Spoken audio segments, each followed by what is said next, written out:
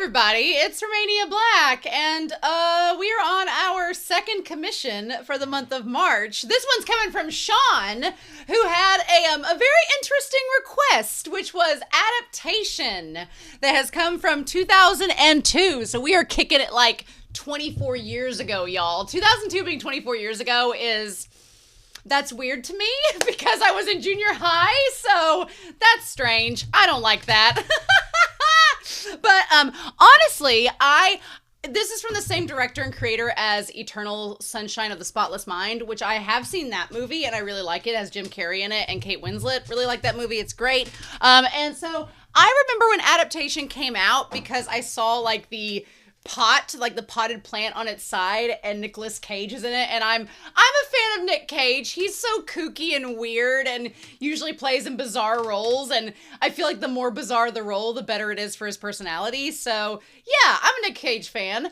I remember seeing the promos for this movie but did not see the movie itself, so I was actually really excited when Sean commissioned this because I'm like, oh, I've always wanted to see it, and now I have a reason. So I'm watching this through Amazon. I rented the movie. The only thing it had was English closed captioning, so we're just going to go with that.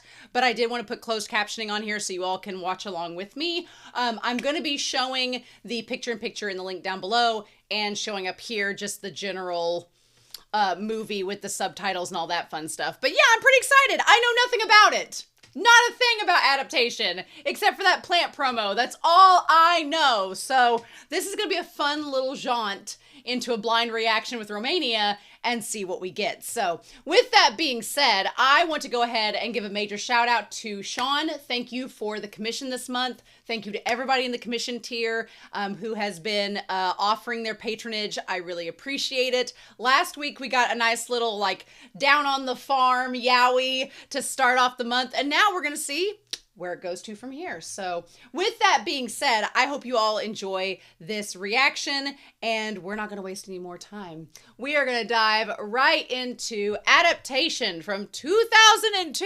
I don't think we have any commercial breaks for this one, so editing hopefully will be great. And we're going to do that here in 3, 2, 1, and let's go.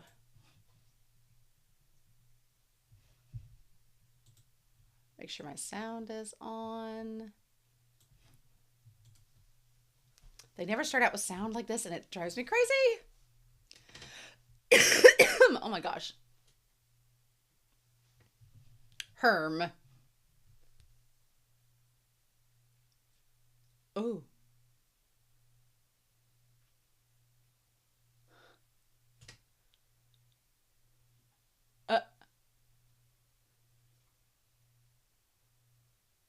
Come on, Nick Cage. Oh, Meryl Streep's in this? What?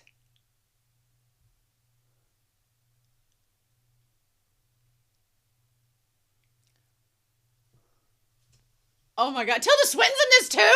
Oh, sweet. Nice. Hell yeah.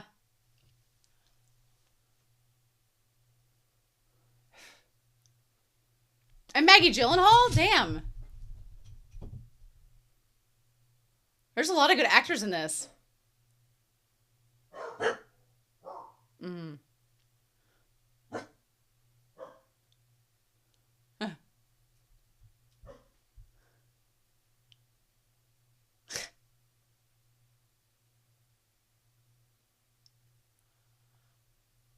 Oh my God.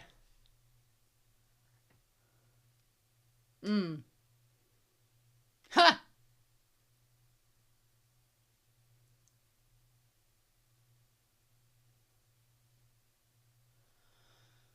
Oh, wow.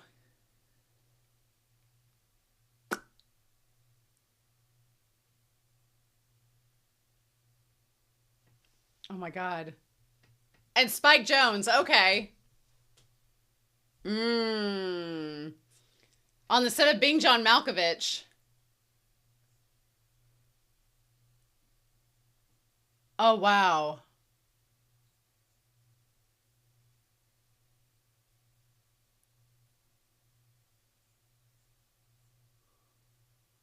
Interesting. So this is a different movie. I've not seen Being John Malkovich, but I know what it's about.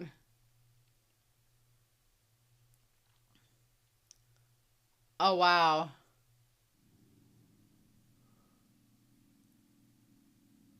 Huh.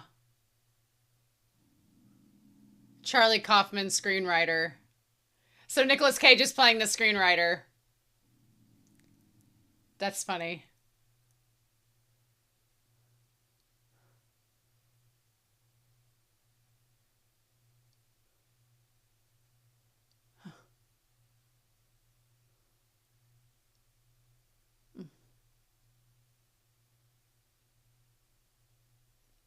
Oh my gosh.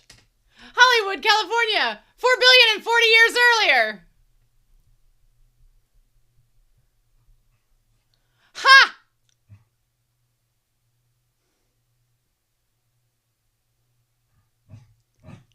Oh my god. Right?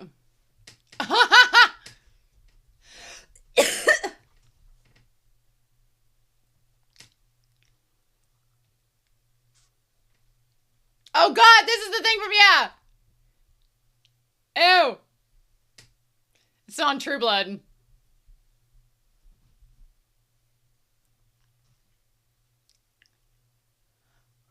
Oh god, I didn't sign up for a birth. Oh.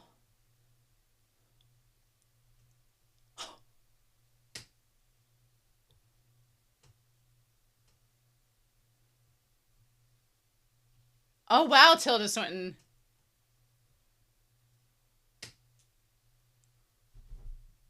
Huh.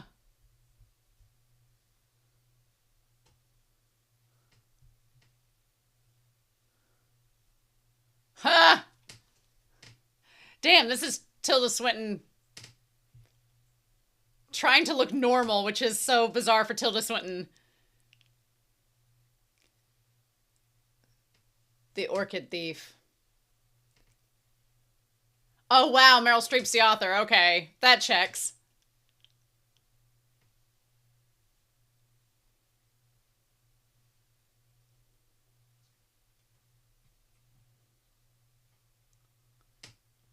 Hmm.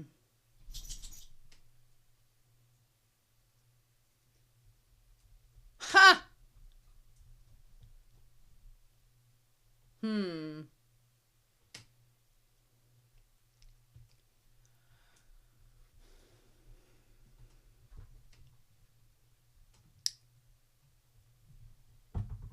Ha!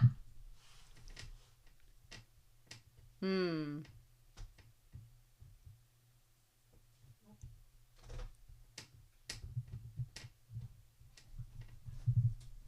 Oh.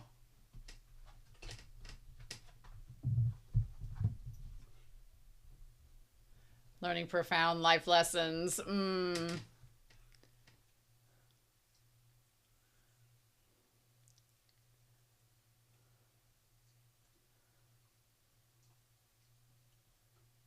Huh. Hmm. Okay. 3 years earlier.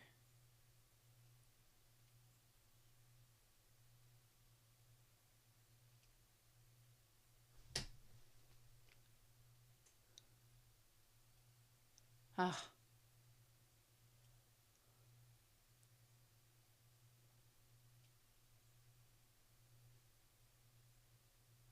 Hmm. Wow, so we're going like 3 years earlier, 2 years earlier. So it's like 5 years back.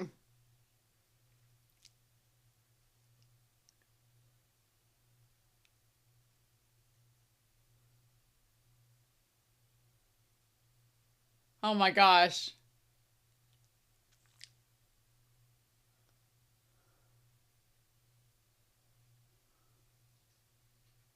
I wouldn't be getting in the middle of that swamp. Hell no.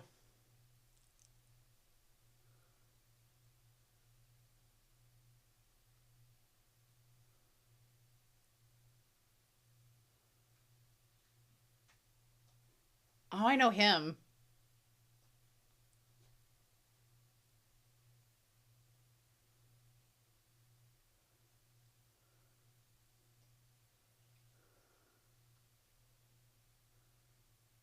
I love that it's like a scene within a scene because we're getting like the inspiration for her novel, and this is like the inspiration for him wanting to adapt the screenplay.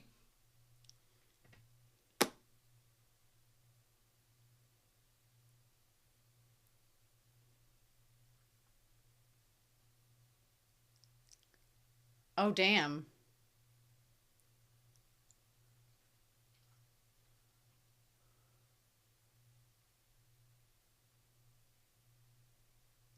Uh-huh.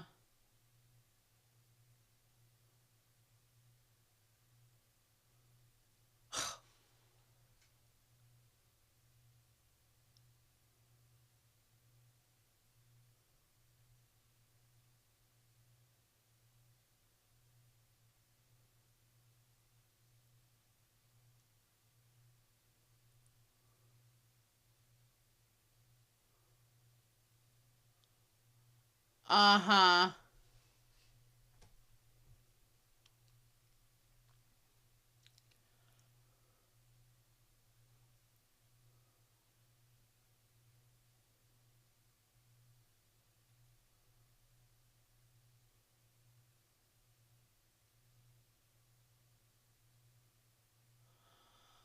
Oh.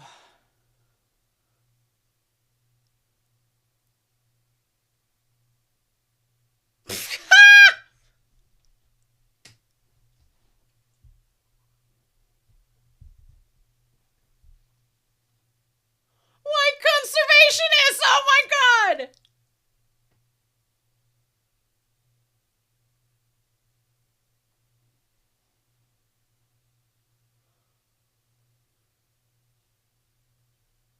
Oh my god.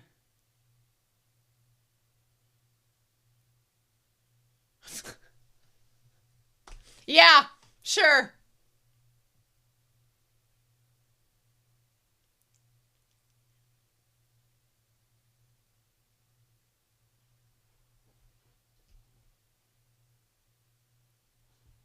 Huh. Okay, so I wonder if we're gonna go back and forth.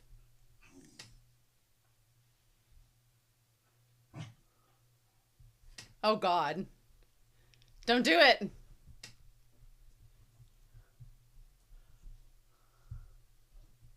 Oh.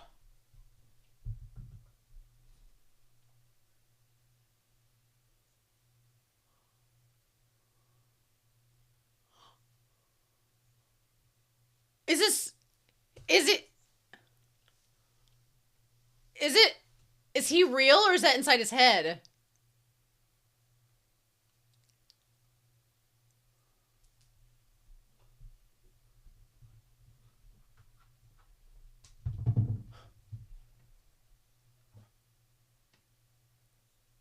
Donald, okay.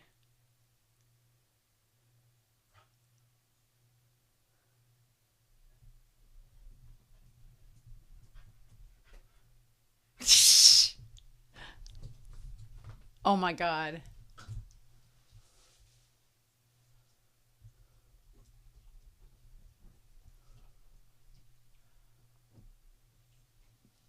This is feeling very kind of like inside John Malkovich.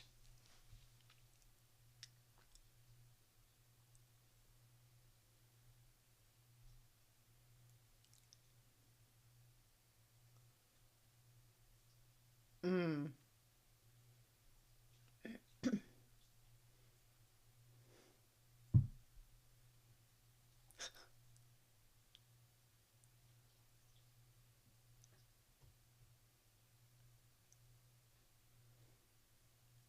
They adapted it into a movie. Uh,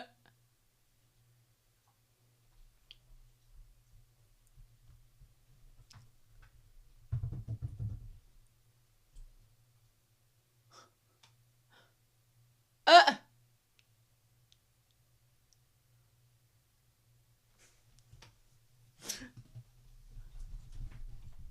Oh my gosh.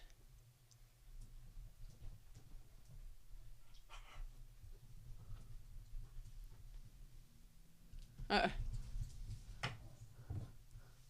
Ha!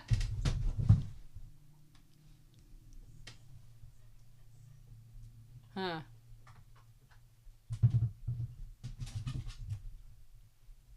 Hmm. Hmm.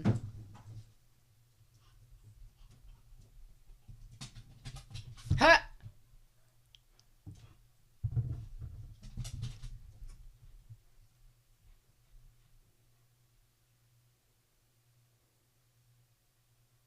Hmm.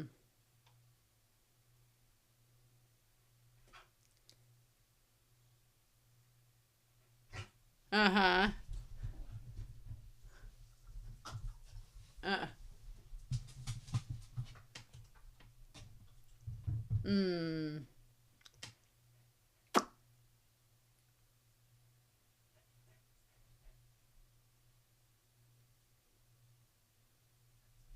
Hmm.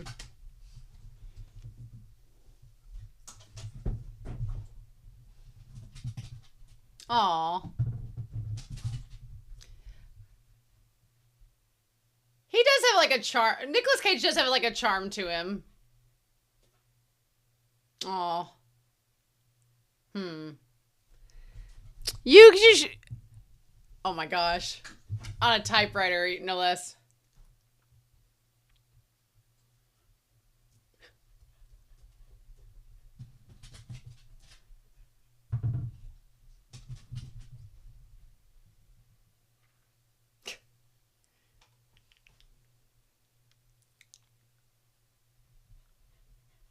Ha!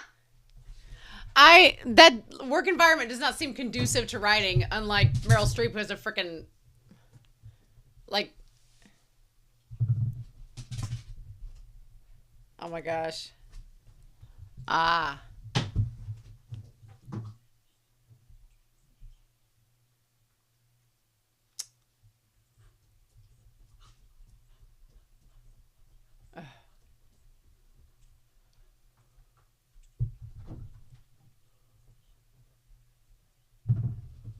Oh. Ha. Huh.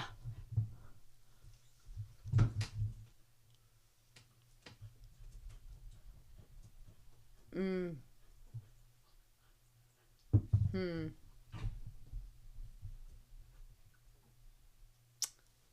Ha. Huh. 6 months later, so this is still like. She's there. Hmm.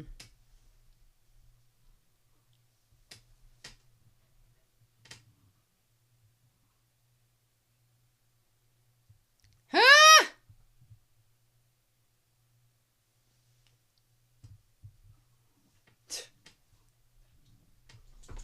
That man is the most Florida looking man possible.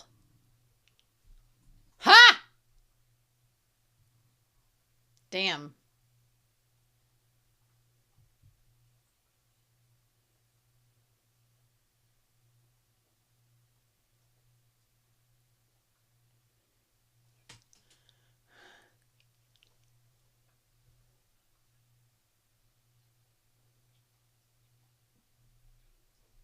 Mm.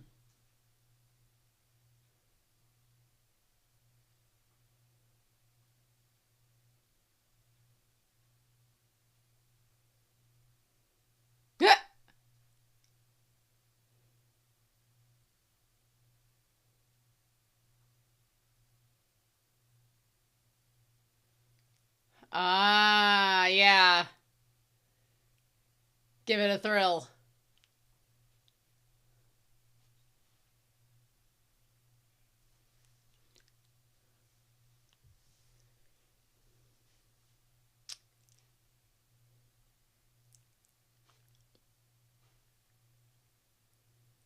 Mm.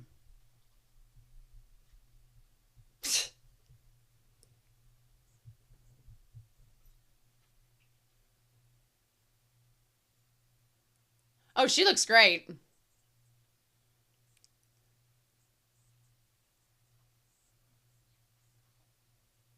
Huh.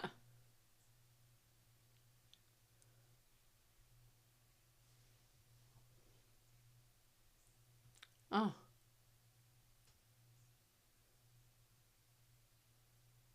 Oh.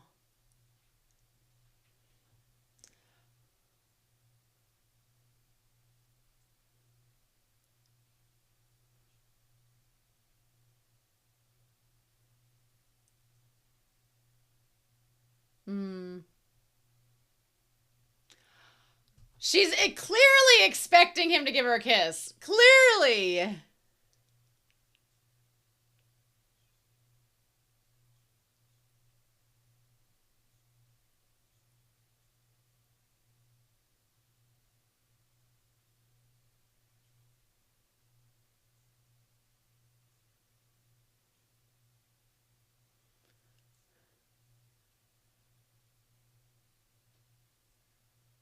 Ugh. Oh my gosh. She is all but being like, hey, you.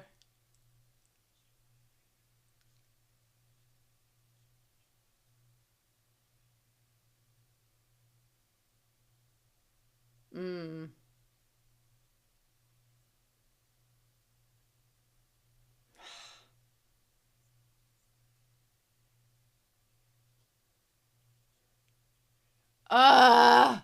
Damn. Damn. Dude.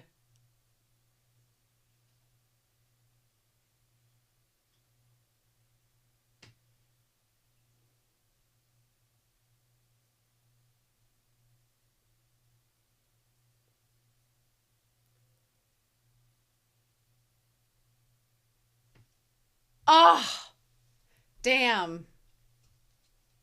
Damn.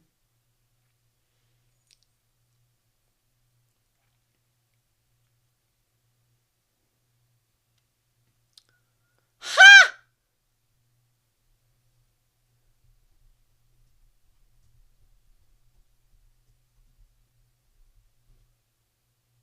Ah!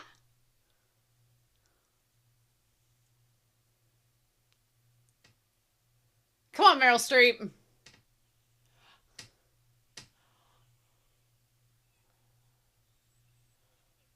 Oh my god.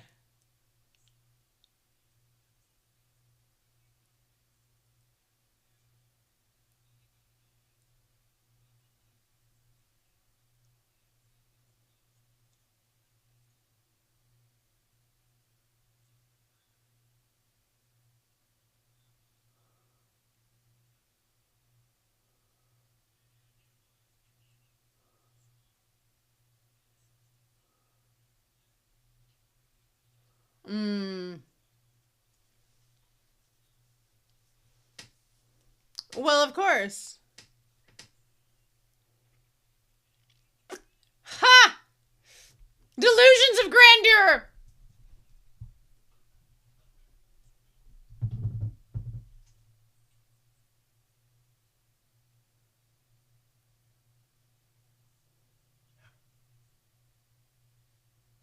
Hmm.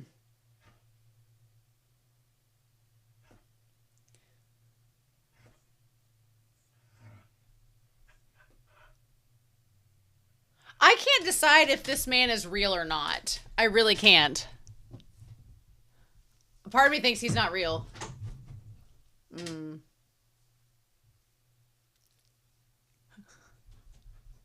Huh. I'm sorry, my dog is also like begging me to throw this toy. Man, it feels so Florida.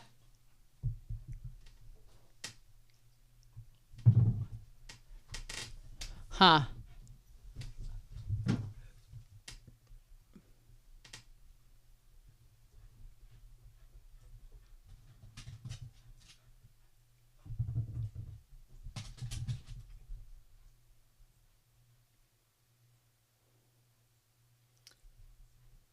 Mm.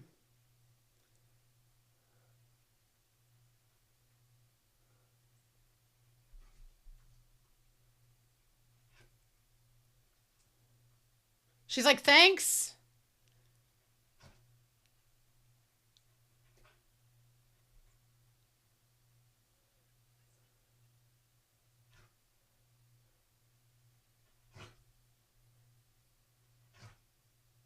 May I help you, sir?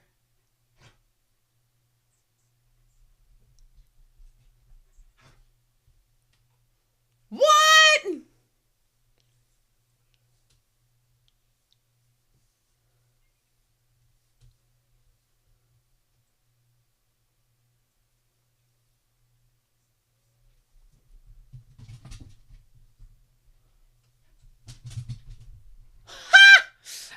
like, did he just pull one over on her? Huh.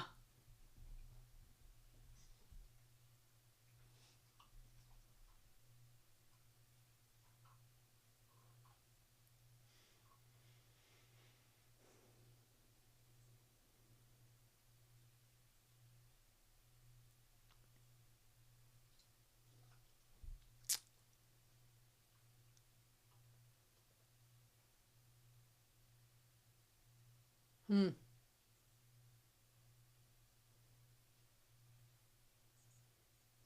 I didn't, so glad we're getting on that.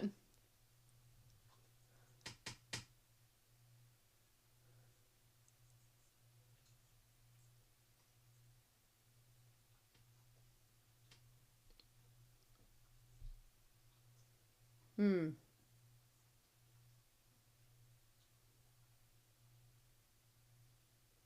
Huh.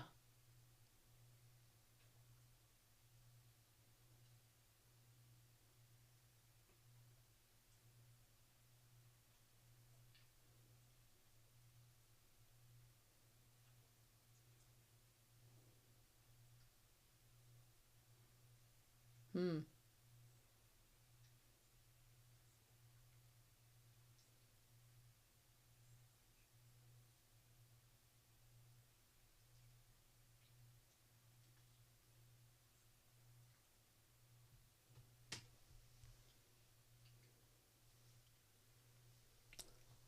She's like, well, that was interesting.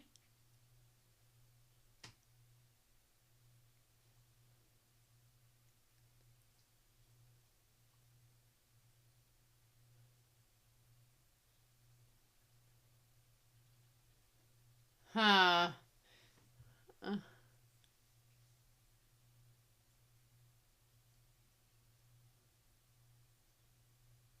Does she actually like him?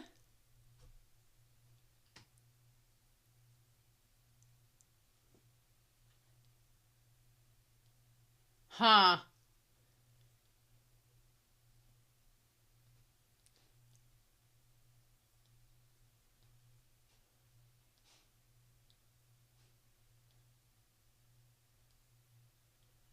Huh.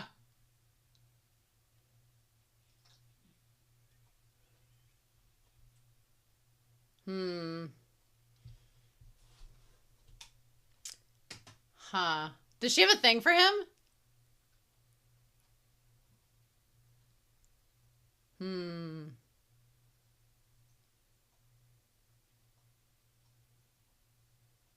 Hmm.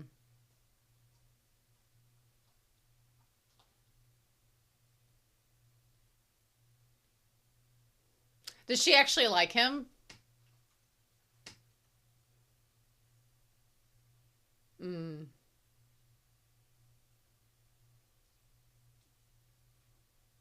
Huh.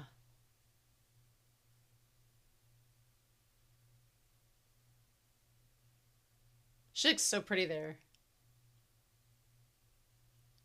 Nice. She kind of envies the way that he cares about the plants.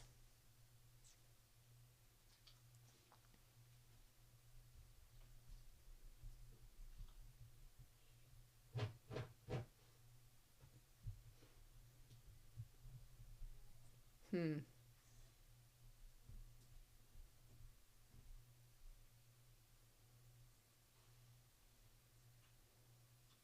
Hmm.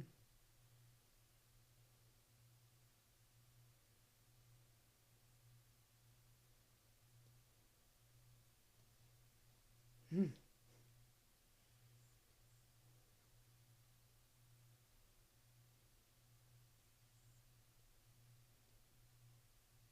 Love that. That's cool.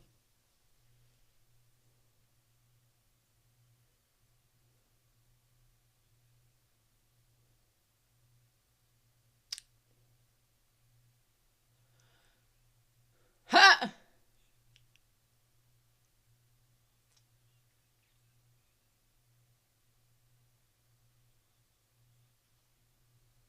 Hmm. Ha!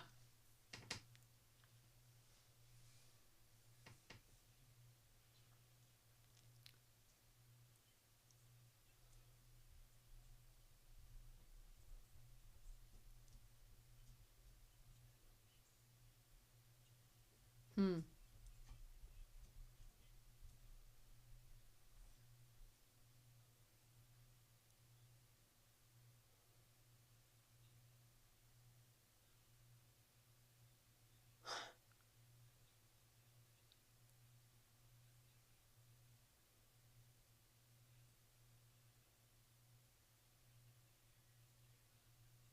Huh.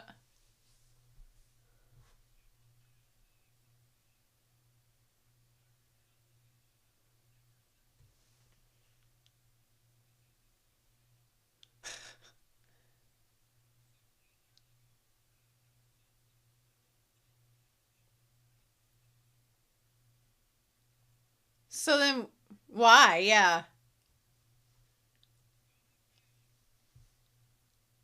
Uh.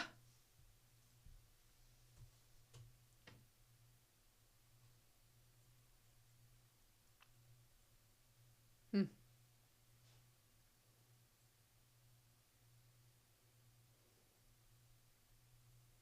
Hmm. Oh wow, it's her.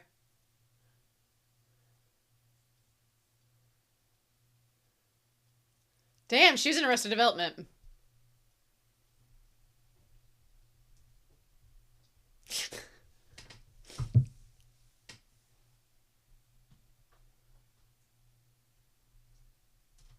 Huh. Interesting. Oh, so they ended up going on a date.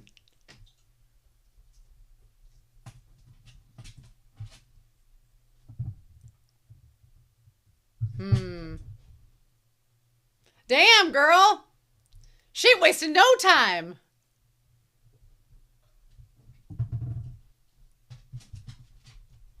This girl was not playing.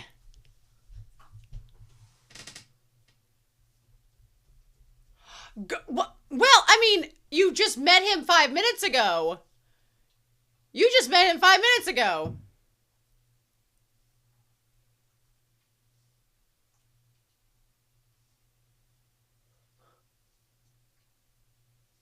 He's like, so am I.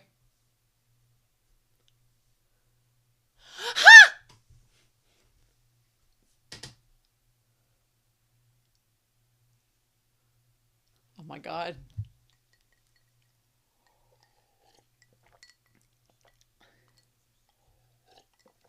Mm. Mmm.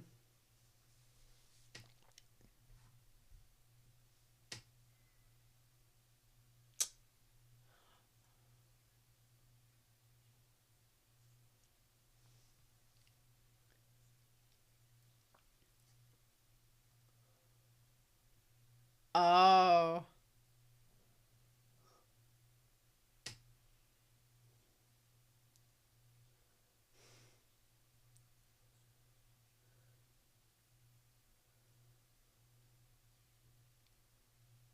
Ha!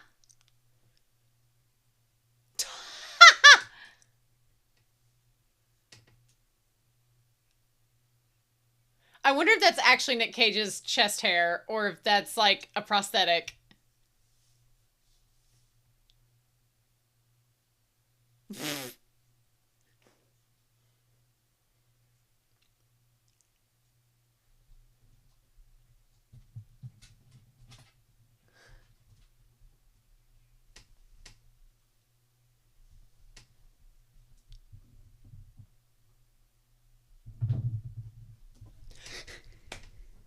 Oh my God.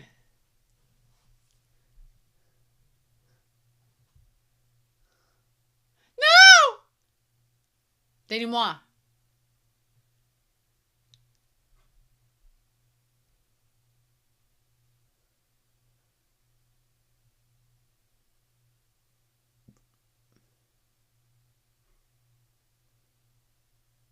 Mm-hmm.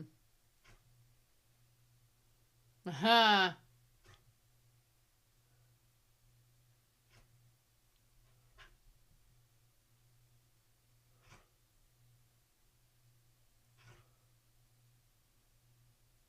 Mm.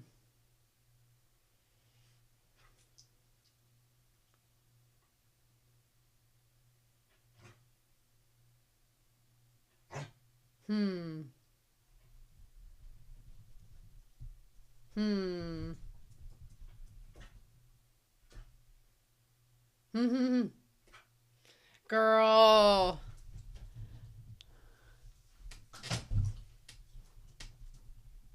Girl.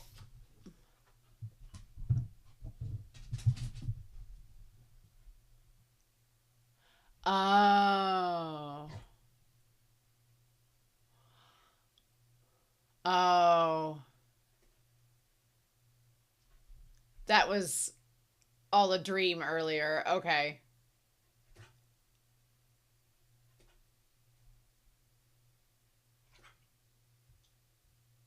Damn. I mean, she was flirting. Hmm.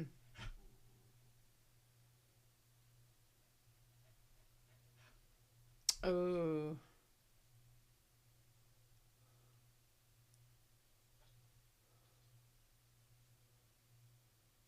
Hmm. Hmm.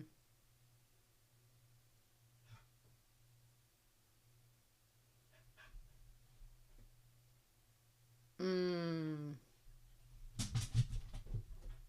Damn, girl.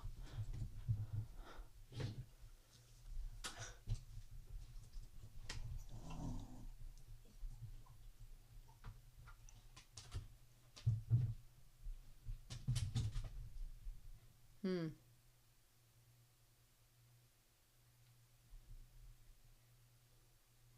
Hmm. Kind of like her.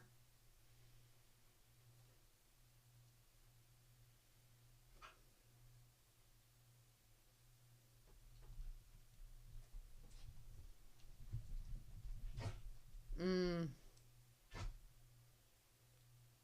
Roll credits.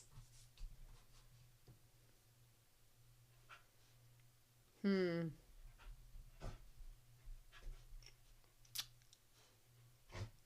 Yeah. Right.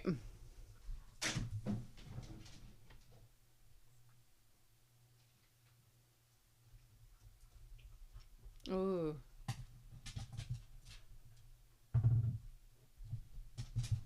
Huh.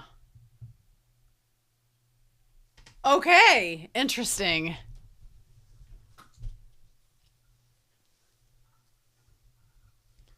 Who be this man?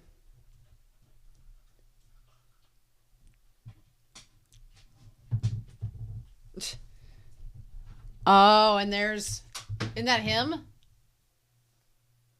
Yeah. Oh, wow. There's Maggie Gyllenhaal.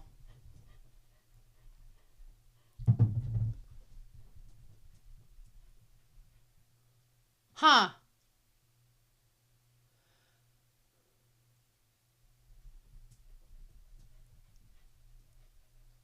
Interesting.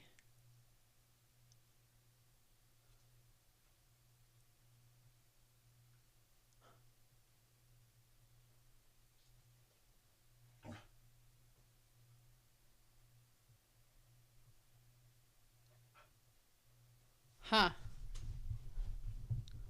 What?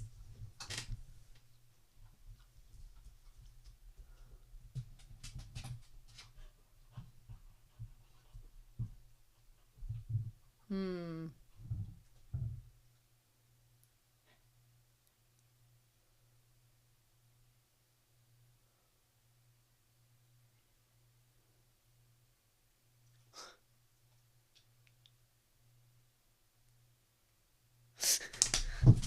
Ah! I was kidding, Donald. I like how the body language is slightly different, but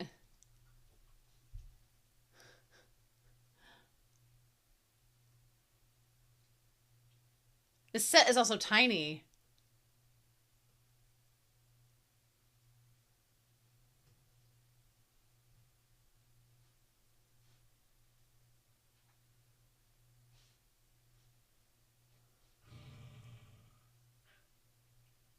Hmm.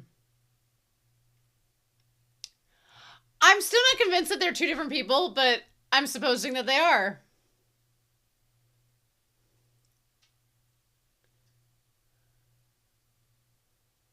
Oh, dang.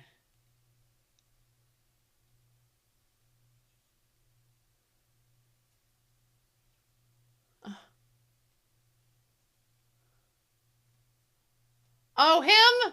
Not with him.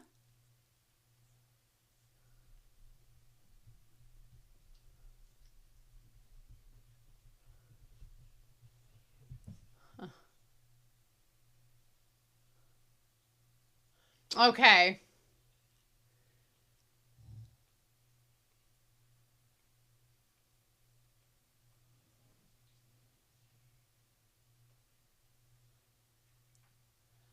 And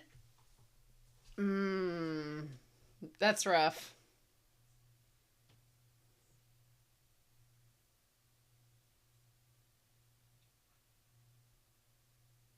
Mm, mm.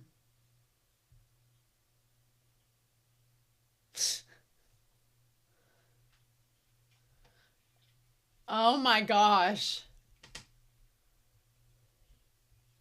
'Twas a different time in 2002. Oh, but the flowers.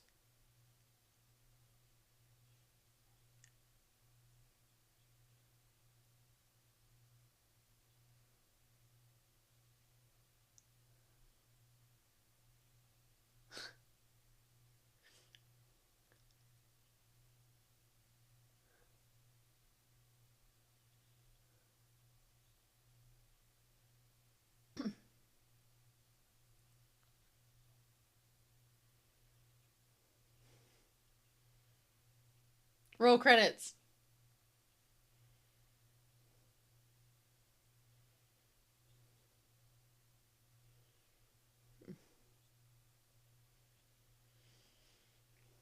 Mm.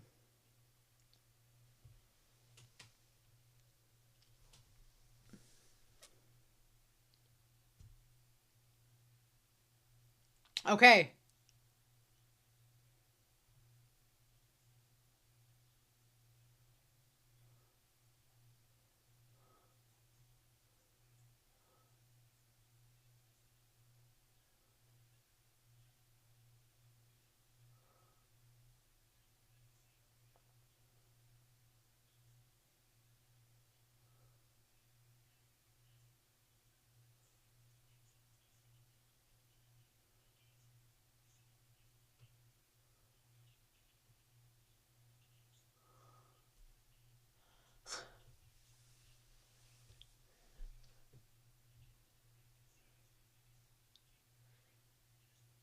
Mm.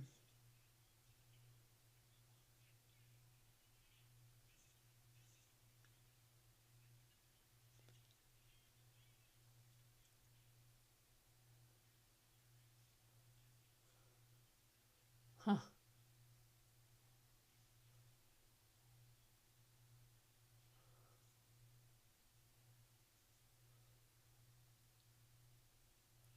Hmm.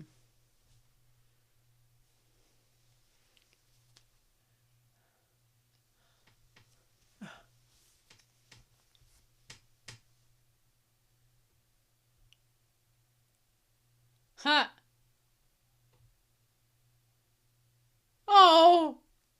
I guess he is real.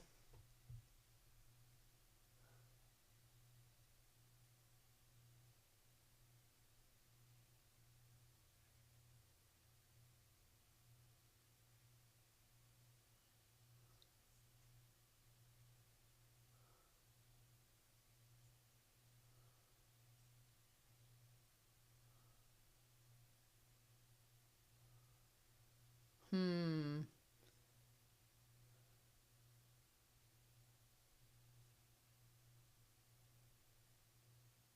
Hmm.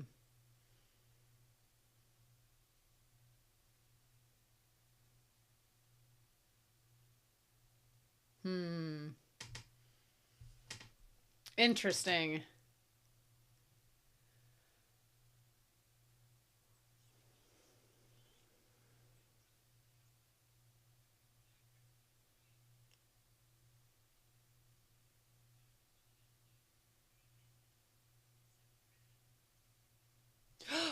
Oh my God.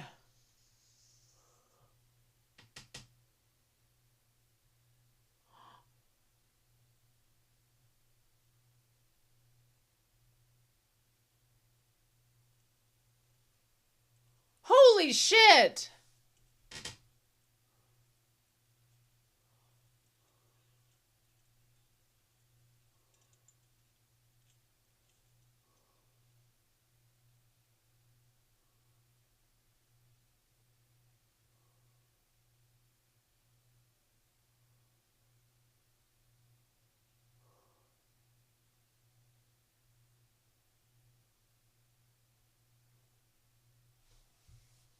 Oh my God.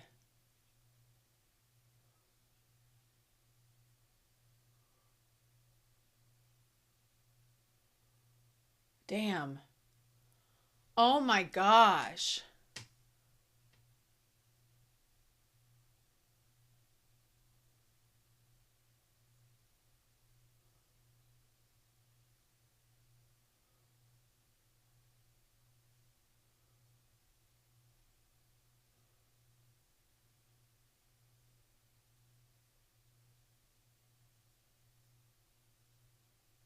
Wow. Mm.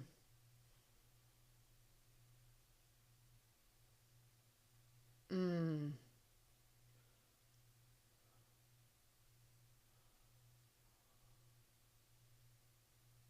Wow.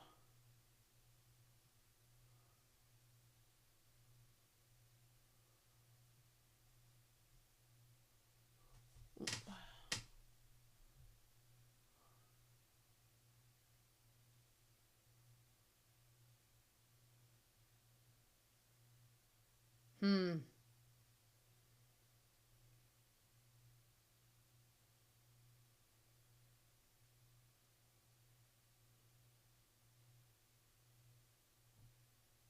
Hmm.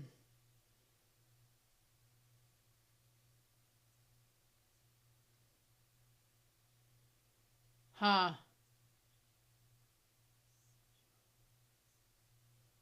Hmm.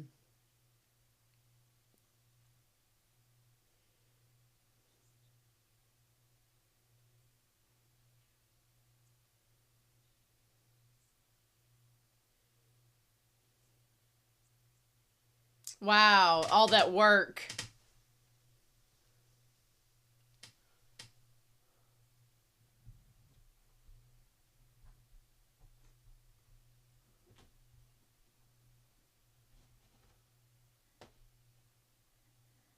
Oh.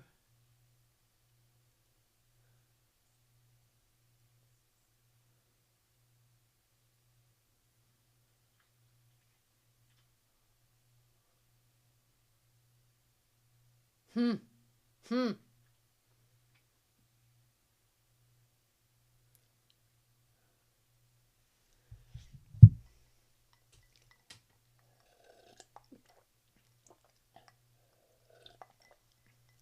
Oh man. Oh man.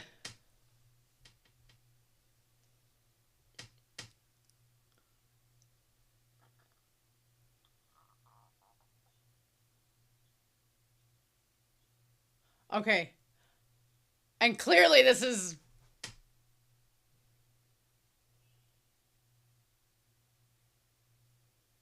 Mm-hmm. Yeah. Clearly a dream.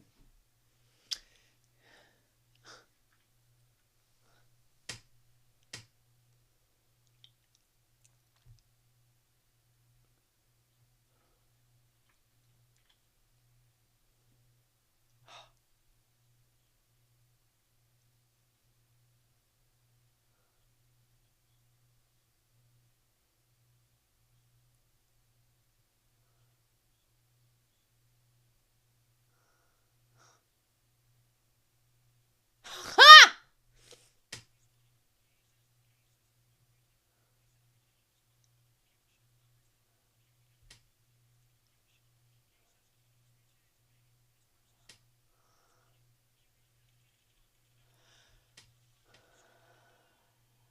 Ah!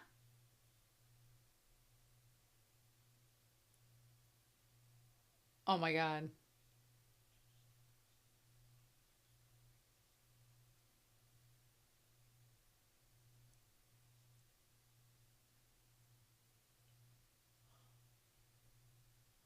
would you joke about that?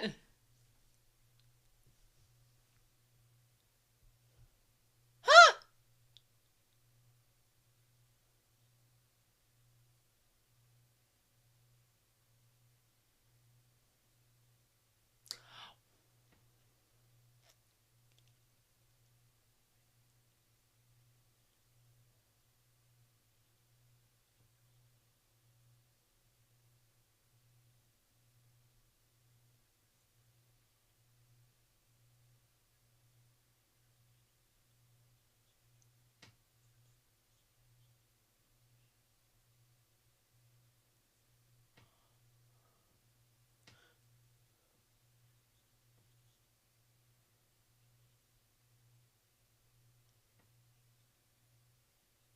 Hmm.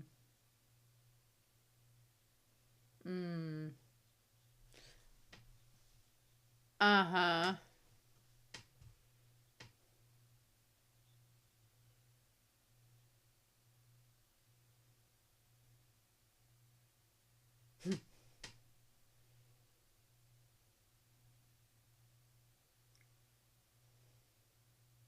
Hmm. Oh my gosh.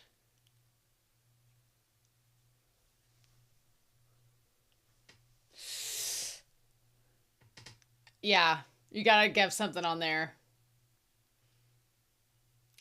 Ooh, buddy.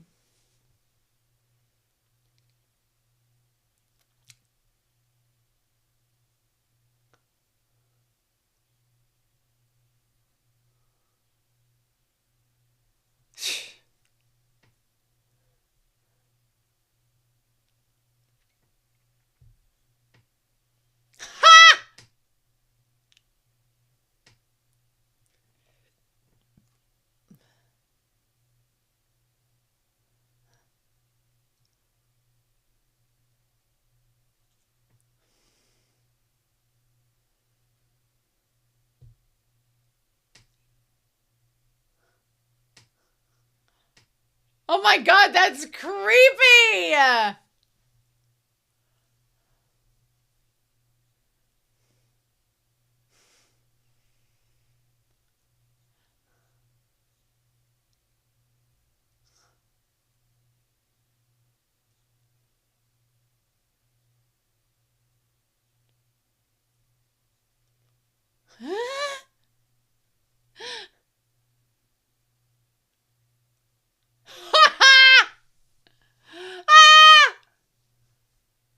Just sitting there.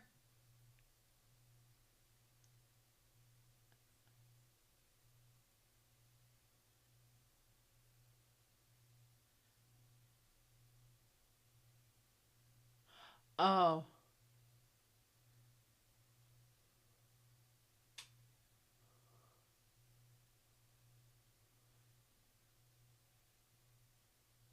Oh.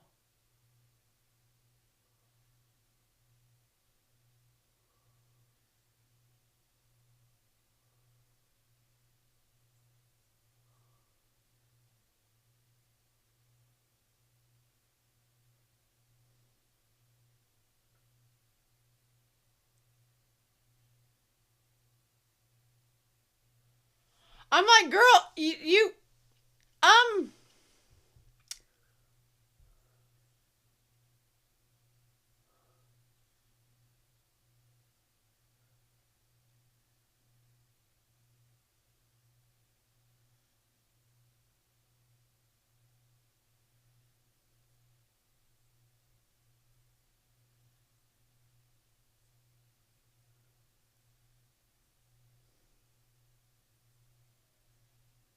mm, hmm,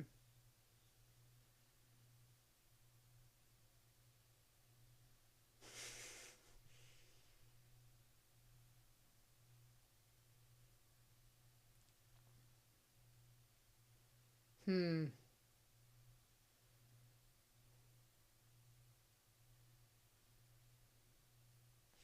Well, that's creepy.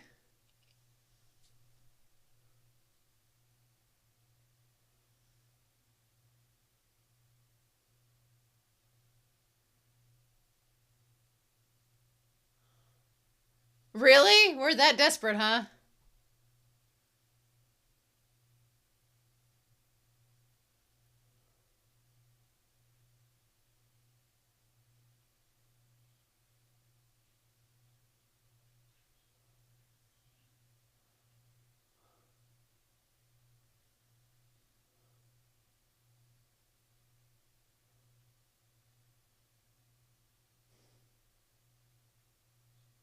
Hmm.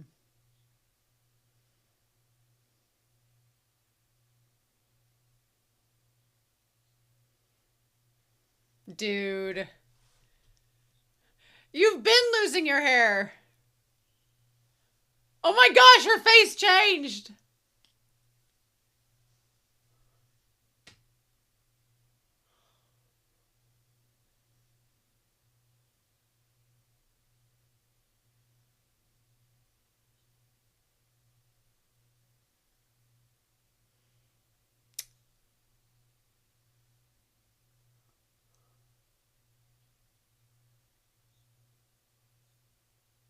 Hmm.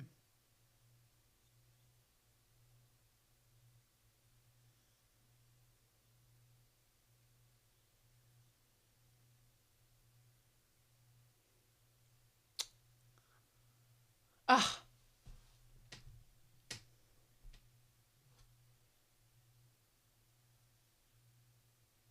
Hmm. I honestly thought that maybe at the time this technology was probably really good, having the two of them on screen together.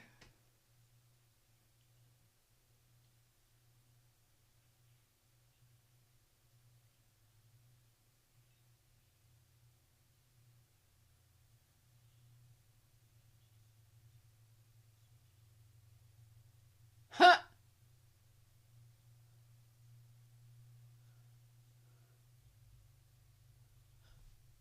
What?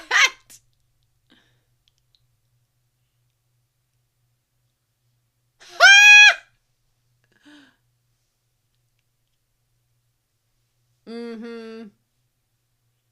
Yeah, that sounds like BS.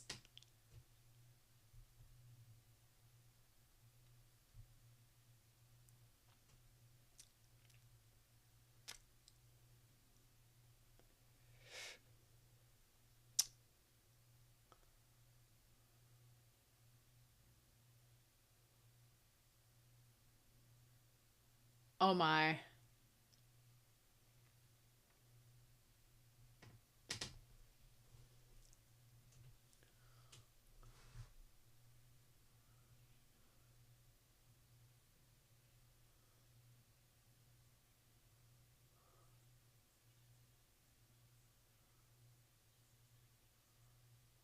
Oh.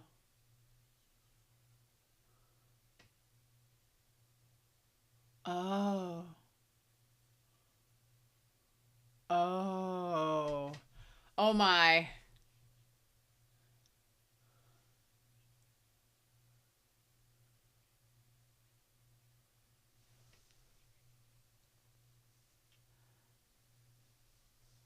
Uh-huh.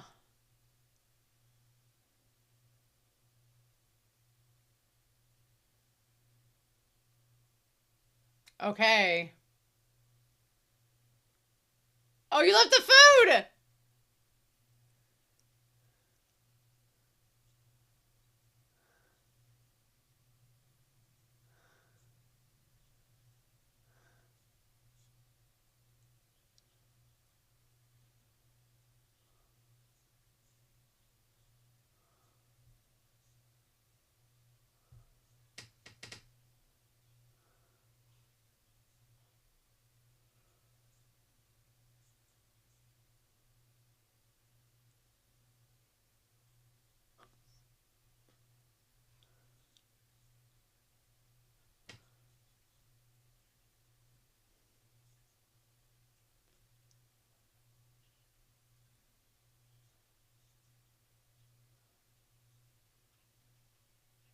Oh my god.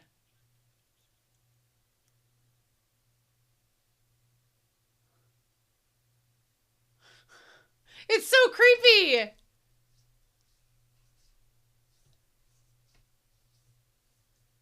The three!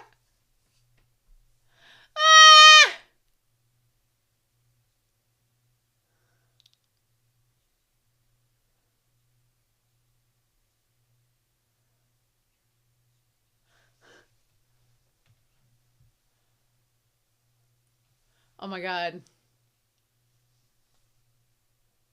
Ah!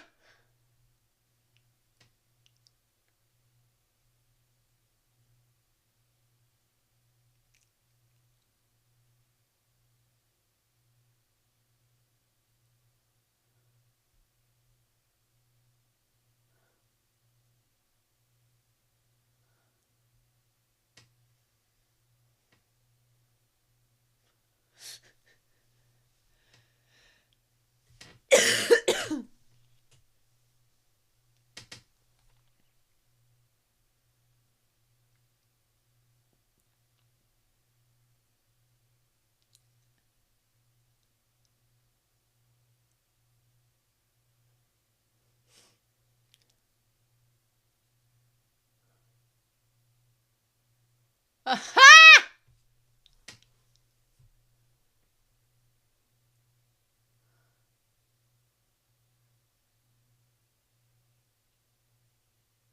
Mm.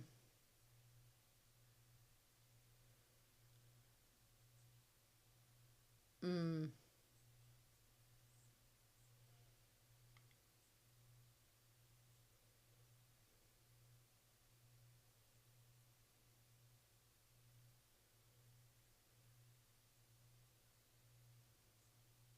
Mm. Uh-huh. Girl.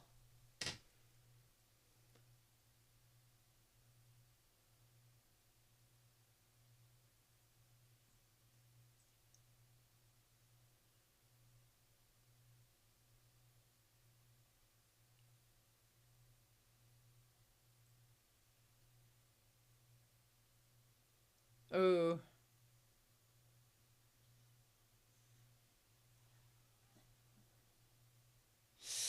Or are they lost?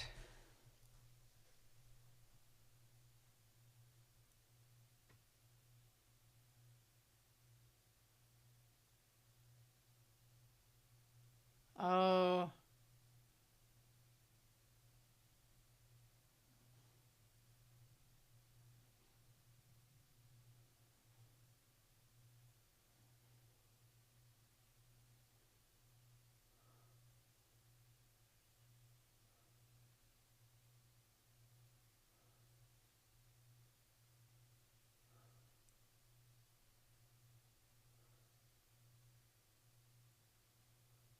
Hmm.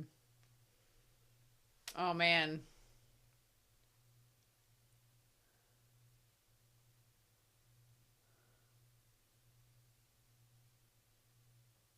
Hmm.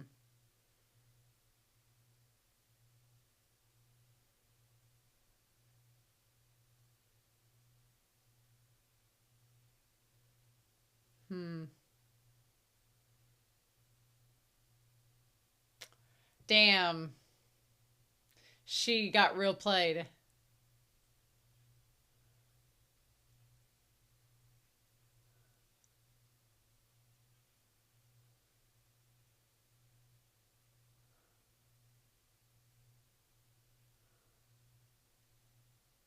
Uh.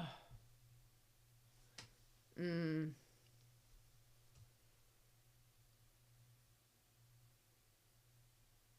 Mm. Damn.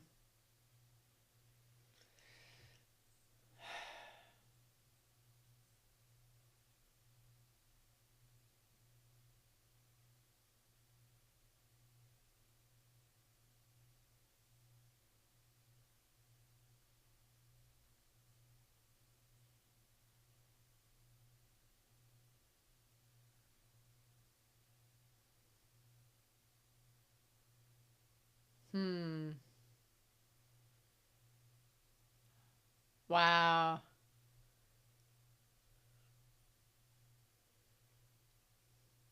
Is that it?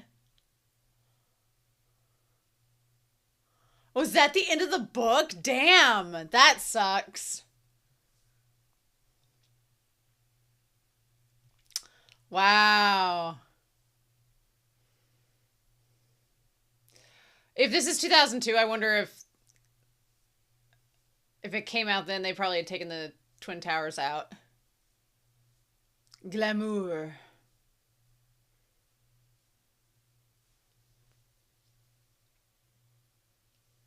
The New Yorker.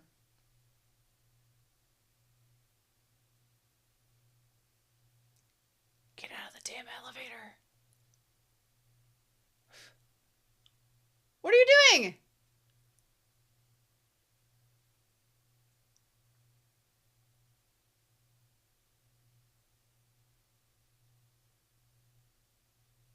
Really, dude?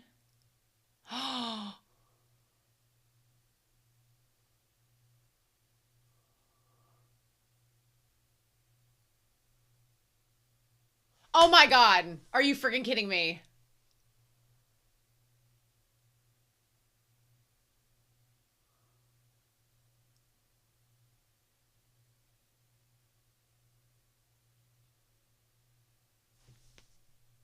Get out of the elevator with her! Oh my god! What are you doing?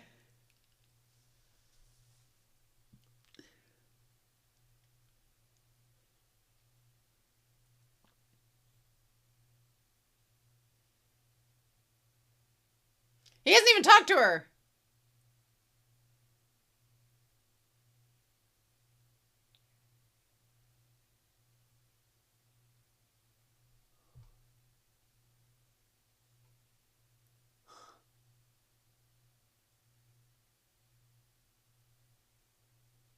Oh my god.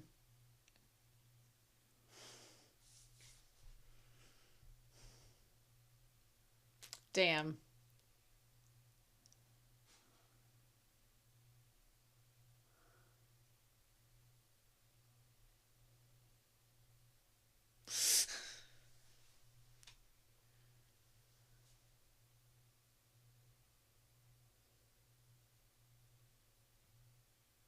Oh my god.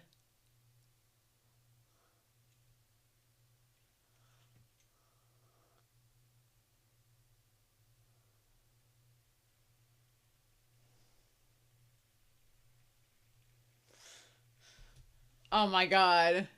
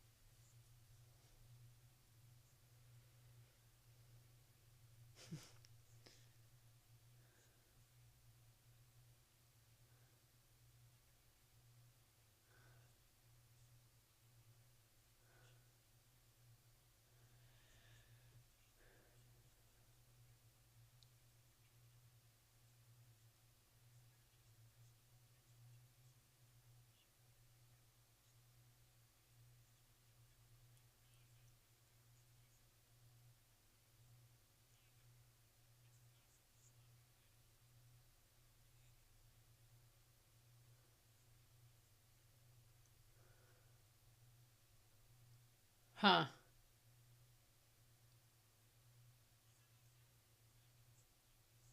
Mm-hmm.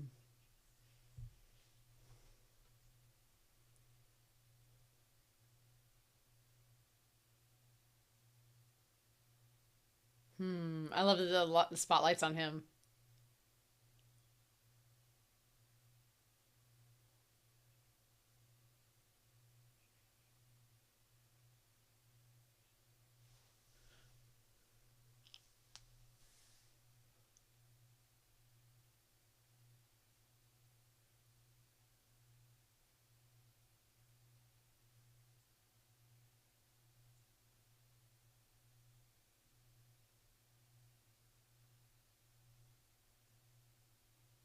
Mm.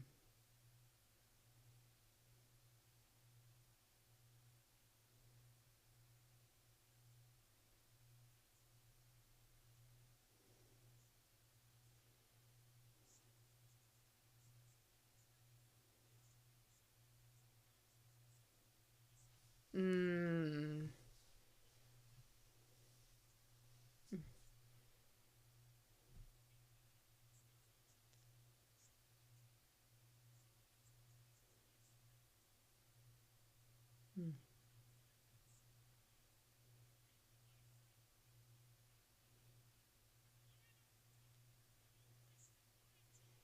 Oh my gosh.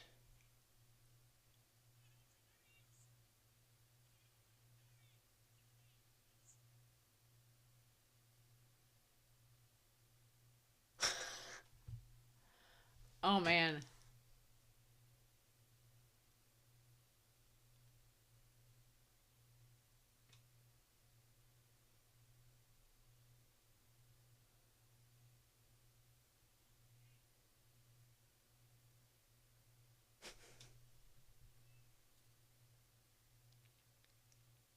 Ah,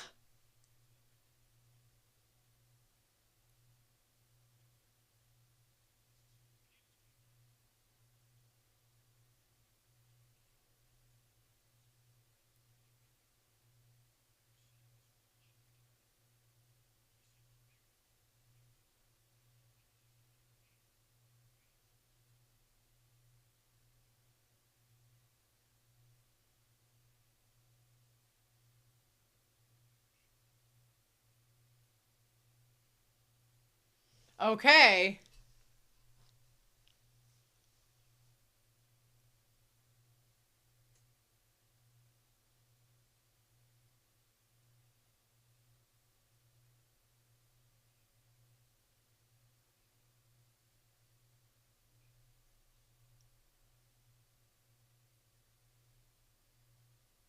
Hmm.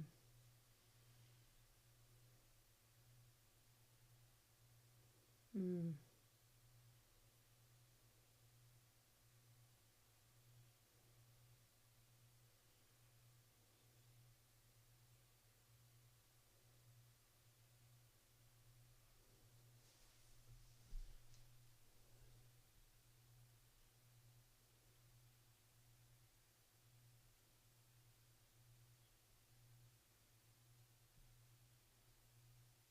Hmm. Huh.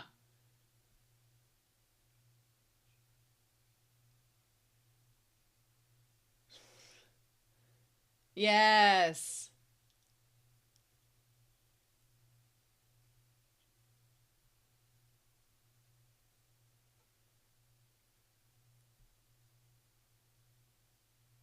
Hmm. There's like a Jimmy Stewart quality to him in that moment.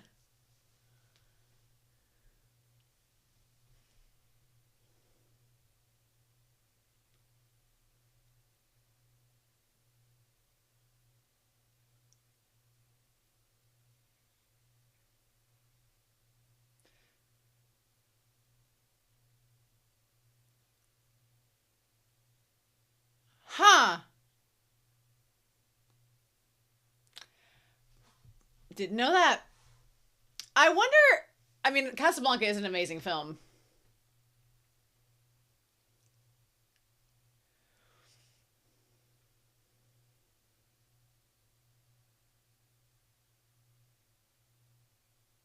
Damn, that's a lot.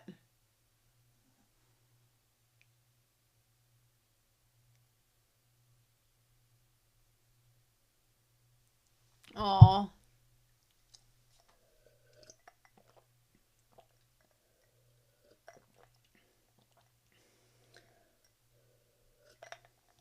Mm.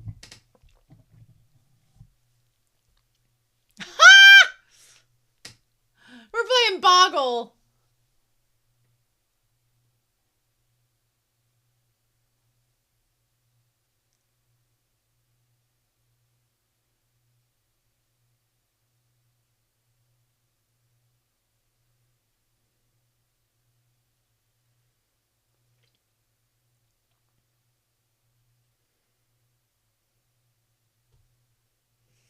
Uh huh.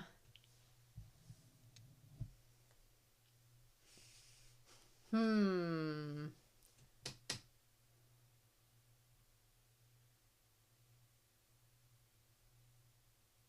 My God, this hotel room.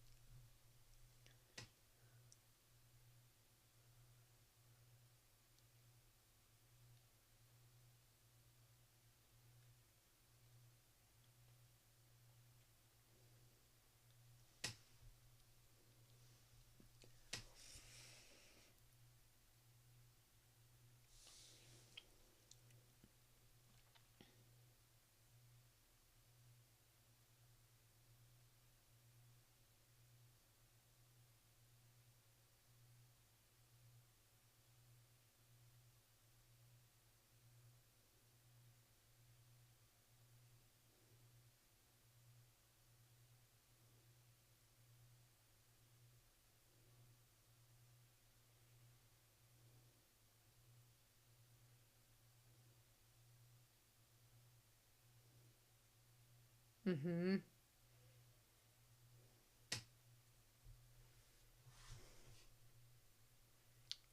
Ah.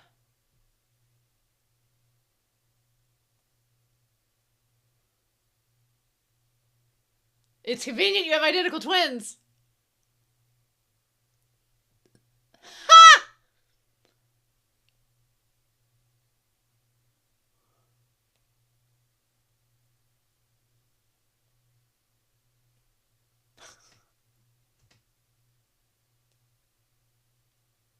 Ha ha! Wow. And then.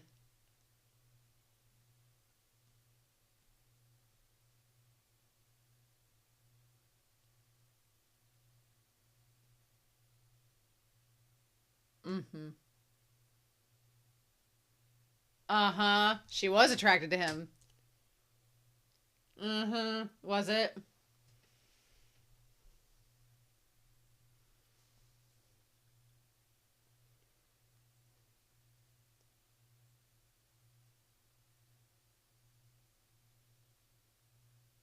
Mm. Uh-huh. Hmm.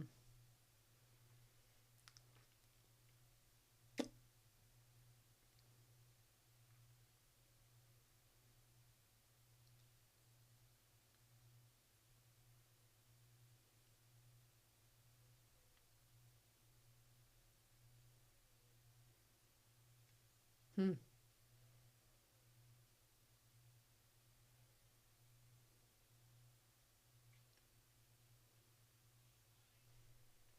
Uh-huh.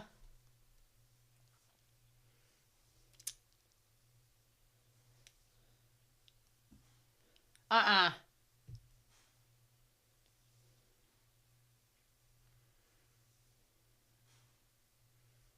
Mm.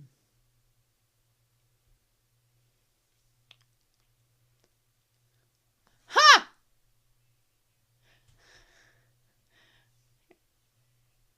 It's only right.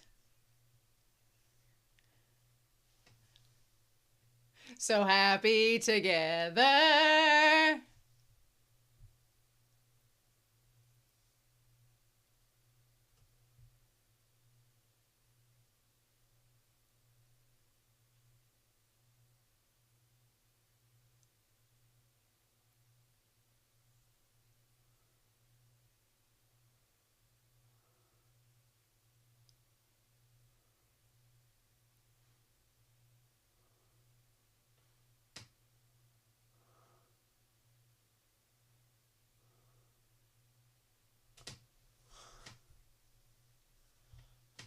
Oh man.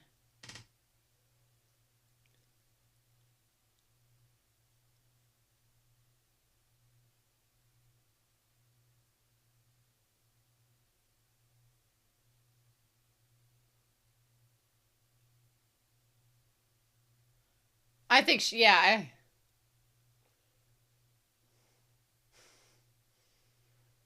Oh my god.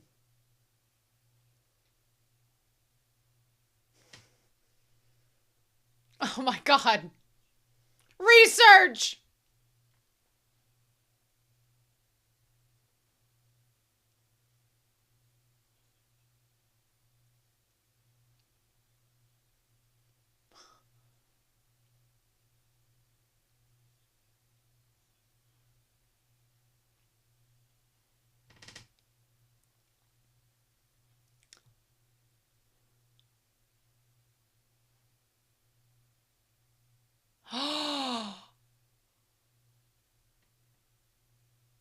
Oh, bitch.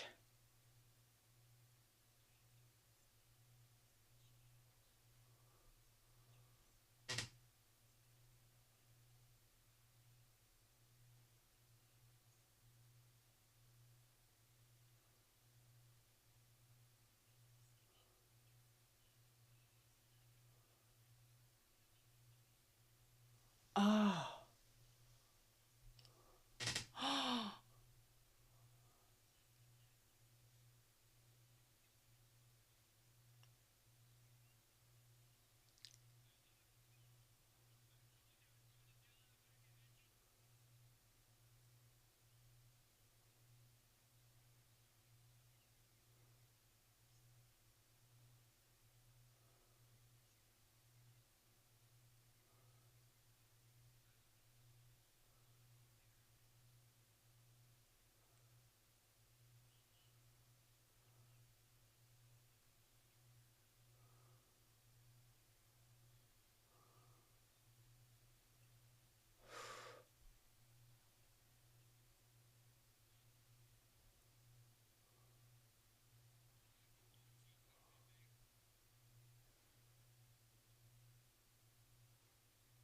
Hmm.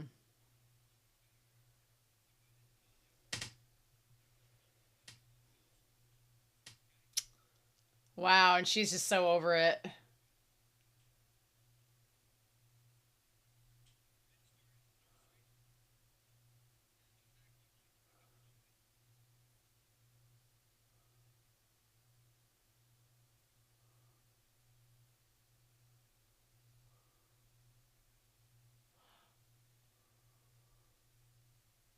Oh, wow.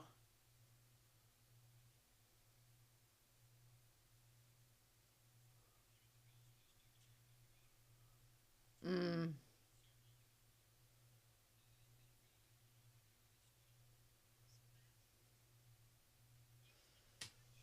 Mm.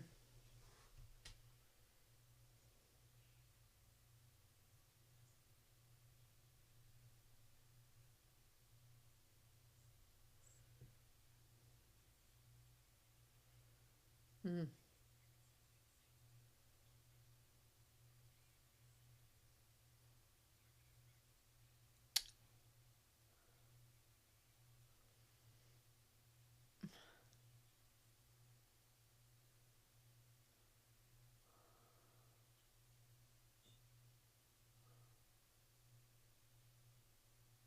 Huh.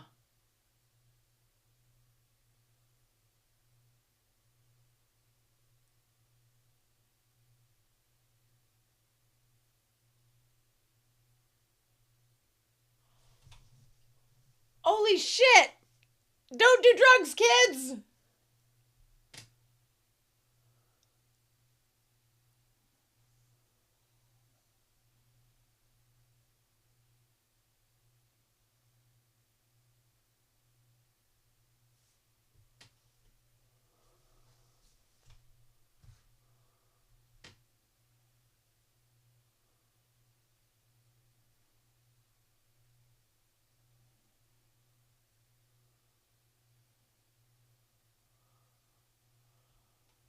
Oh, hell God, no.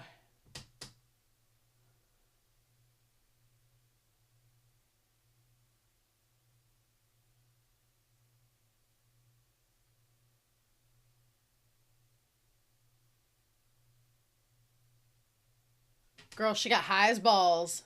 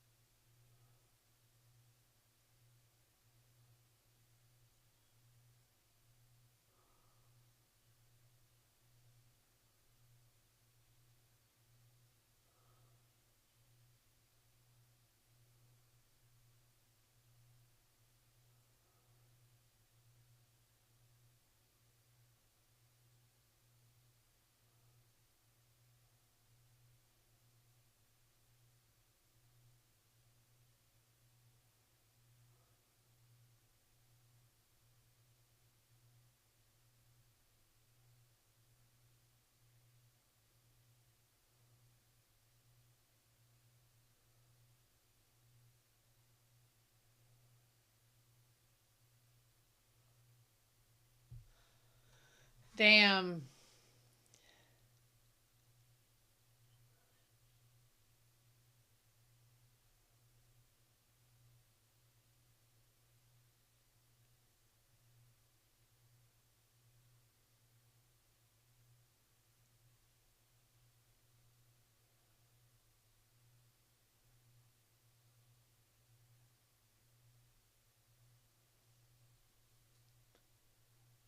Huh.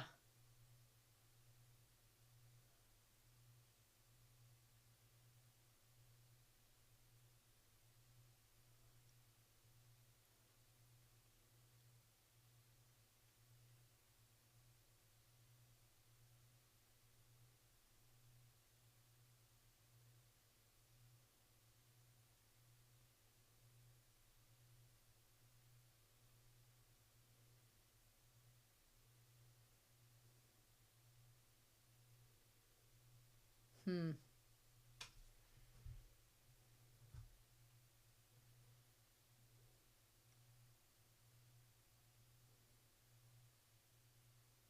Hmm.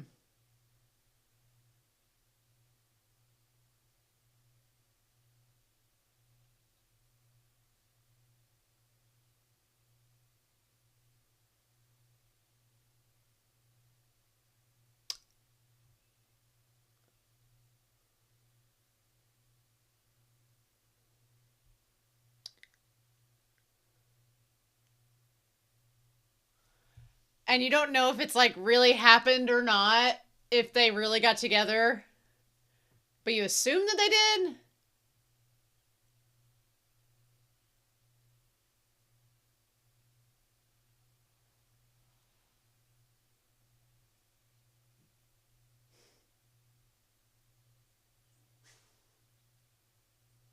Hmm.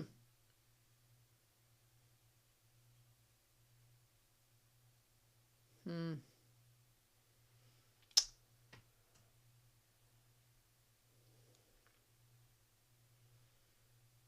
Okay. Wow.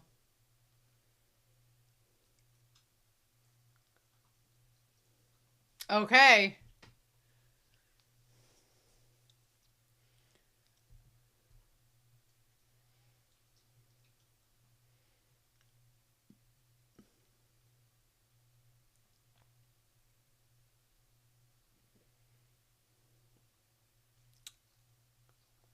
What a stakeout!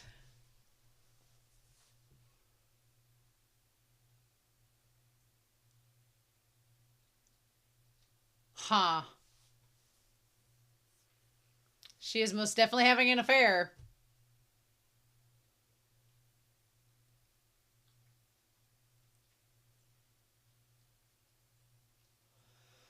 Oh my god. Oh my god.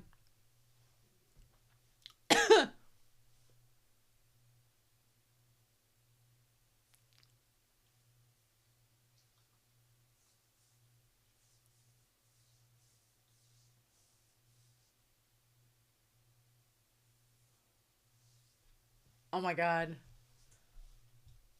He's like, oh hell no, I'm not going over there.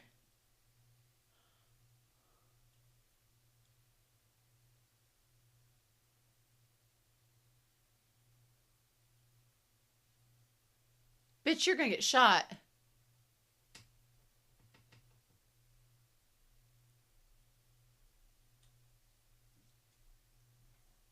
Bitch, you gonna get killed.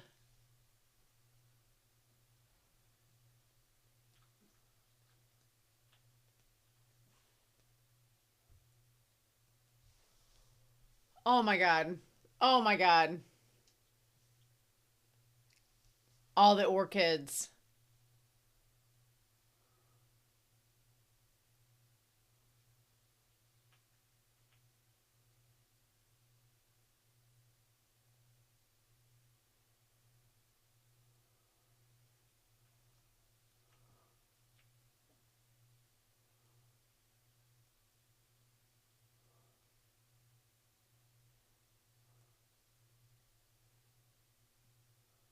Shit. Oh my god.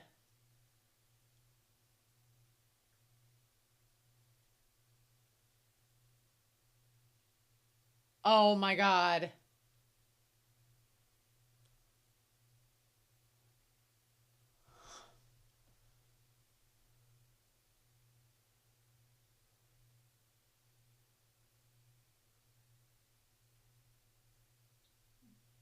Oh my god.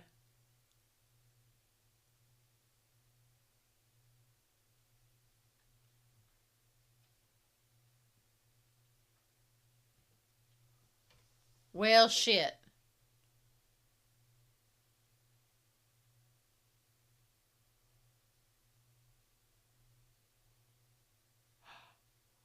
Oh my god! Fuck!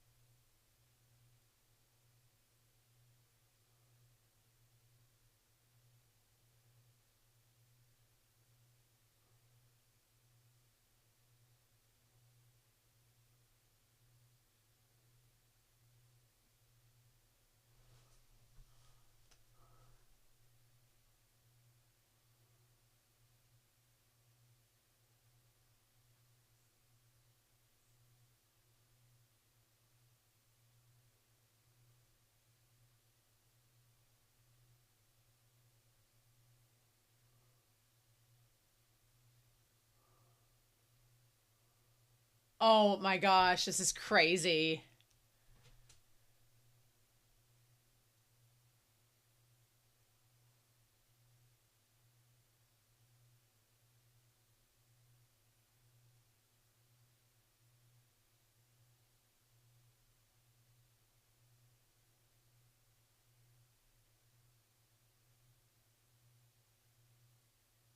Girl.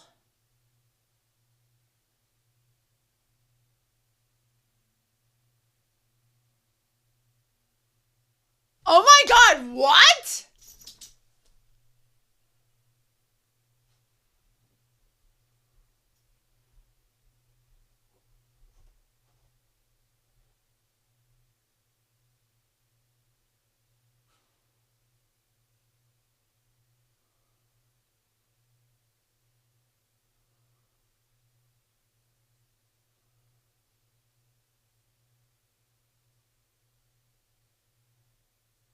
Uh-oh.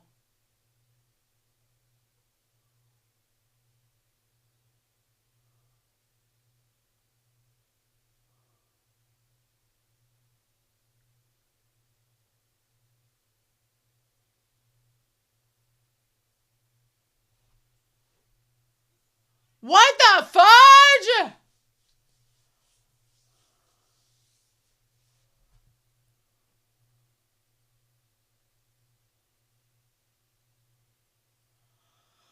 Oh my God. What? What?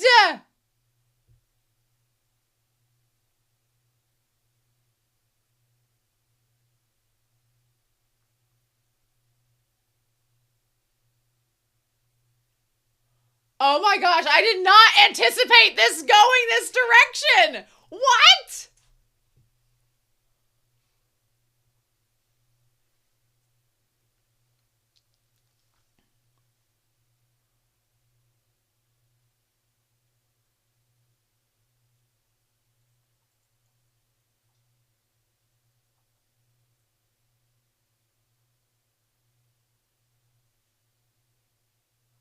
Oh my God.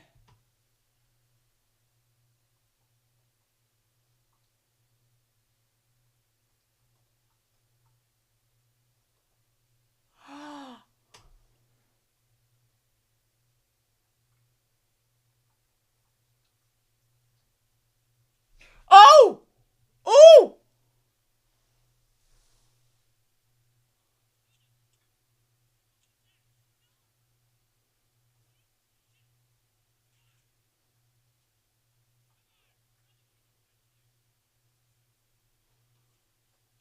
Oh my God.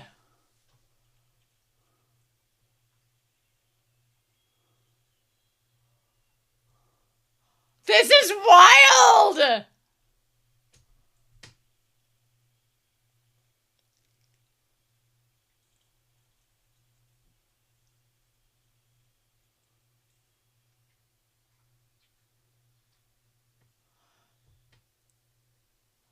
Oh my God.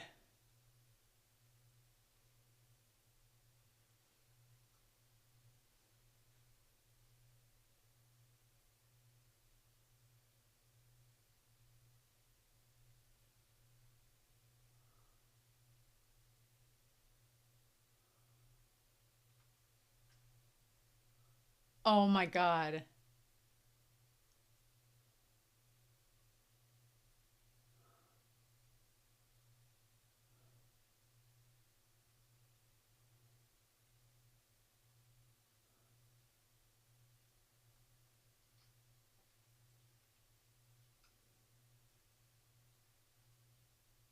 Mm.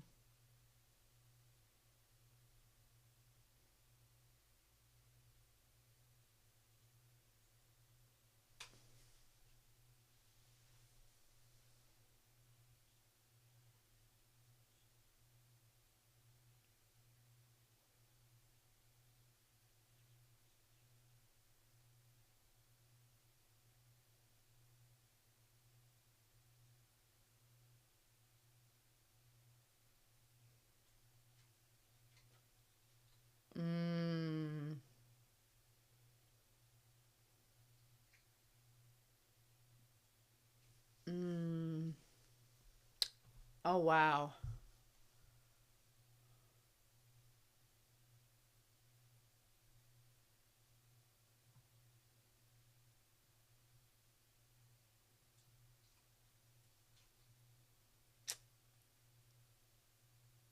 Huh.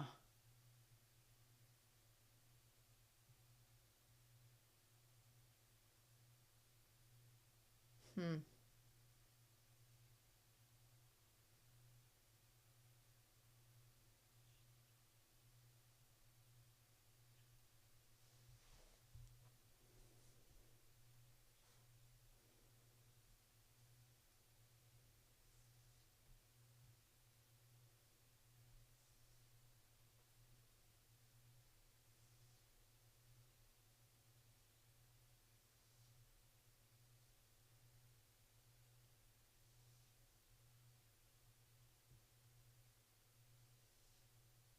Ugh. I need them to get out of there. I need them to get away from these crazy swamp people.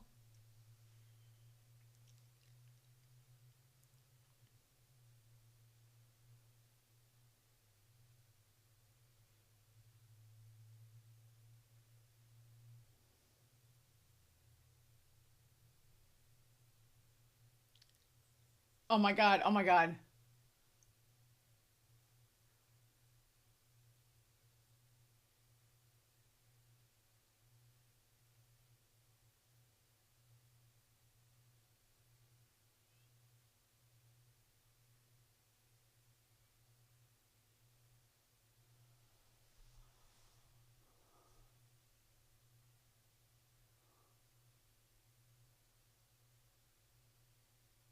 Oh.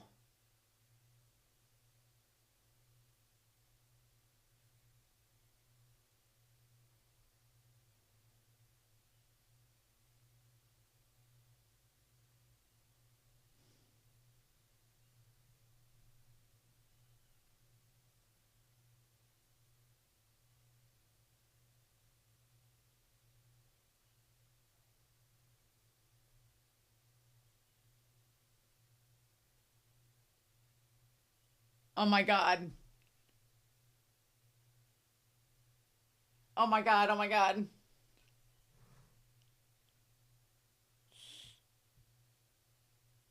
Oh my God. Oh my God. Oh my God. Oh my God. Oh my God. I don't want anything bad to happen to them.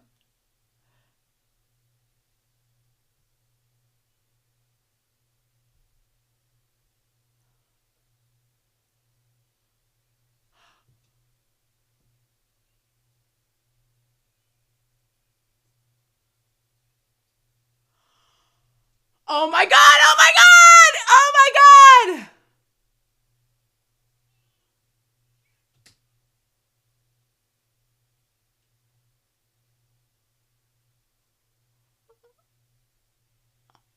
Oh my God. Oh my God. Oh my God. Oh my God. Oh my God. Oh my God.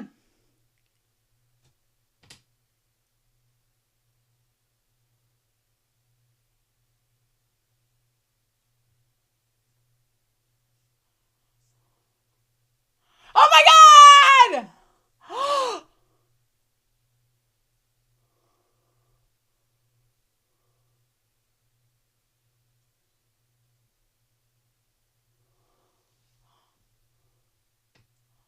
Oh my God.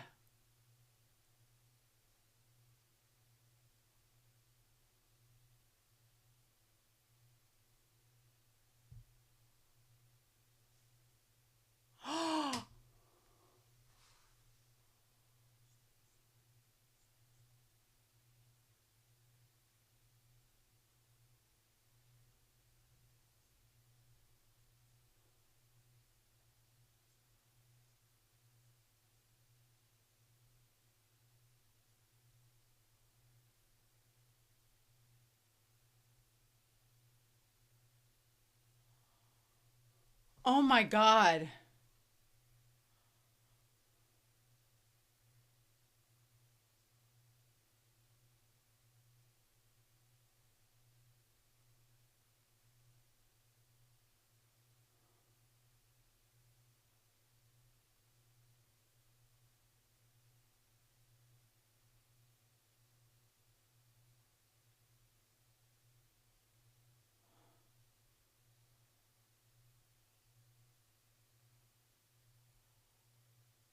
Oh my God. Oh my God.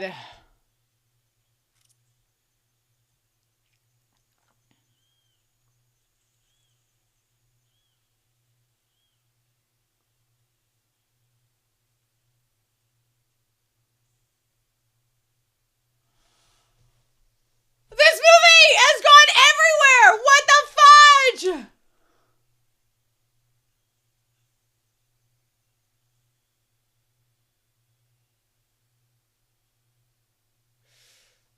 Oh my God.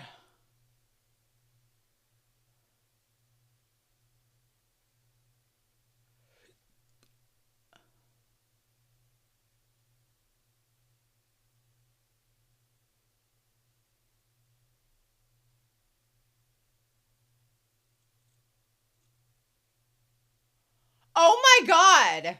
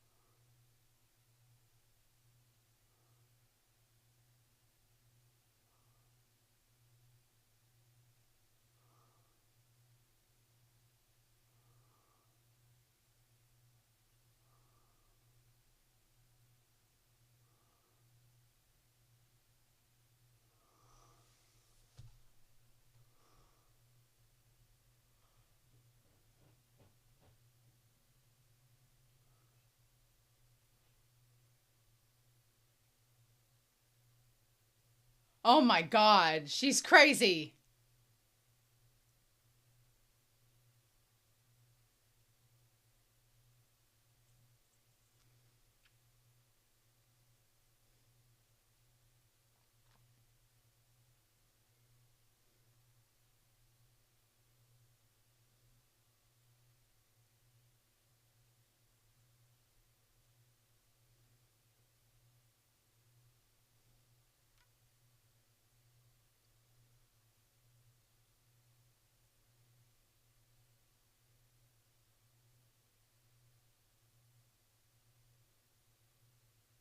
Oh my God.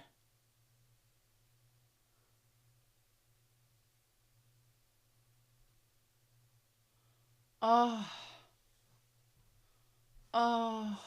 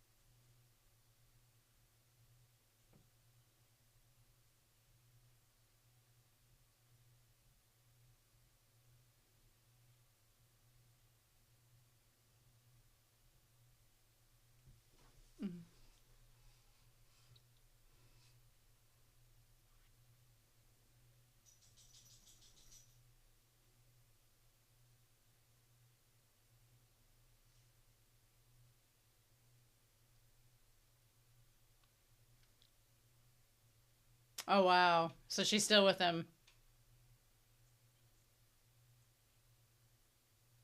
Wow. Hey, Monster. We know about that puppet theater in Prague, actually.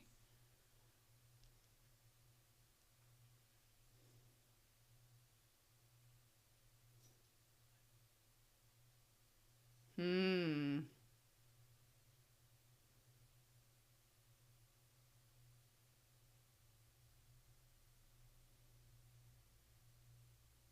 Hmm.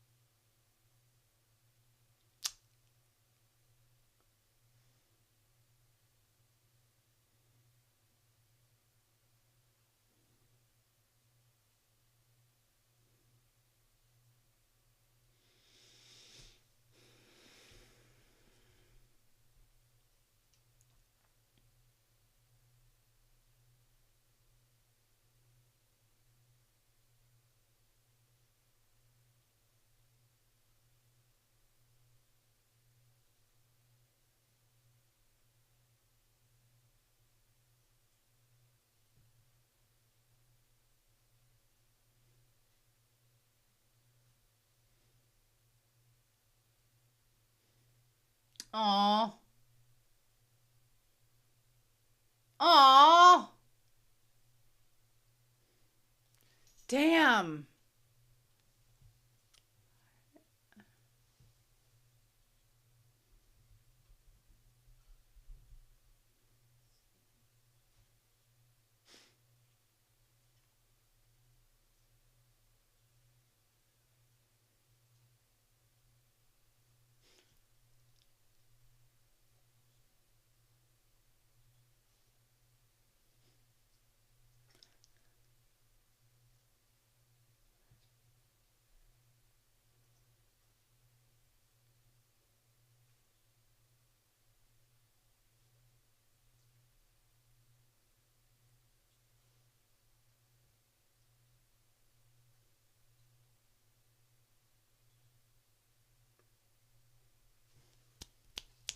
Dang.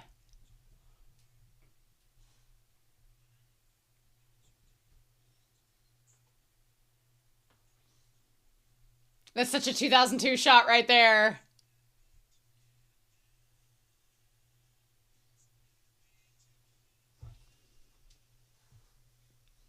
Is the weather.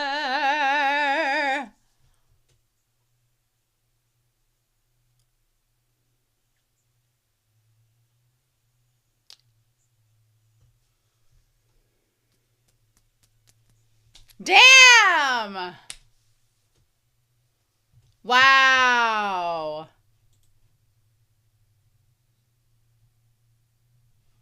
I think that's it. In memory of Donald Kaufman. Wow. Huh. Well, okay. All right. Damn. That movie was a trip. What a crazy film, Sean. Oh, man. It was going places. And I thought, okay, well, this is I thought the climax of it was going to be the brother coming to help him, finish the movie. And then when they went to, go and eavesdrop on her having the affair in Miami, I was like, okay, well, this is taking a turn. And then it took a turn. And then it was people dying. And oh my God, that was insane. Holy shit. So yeah.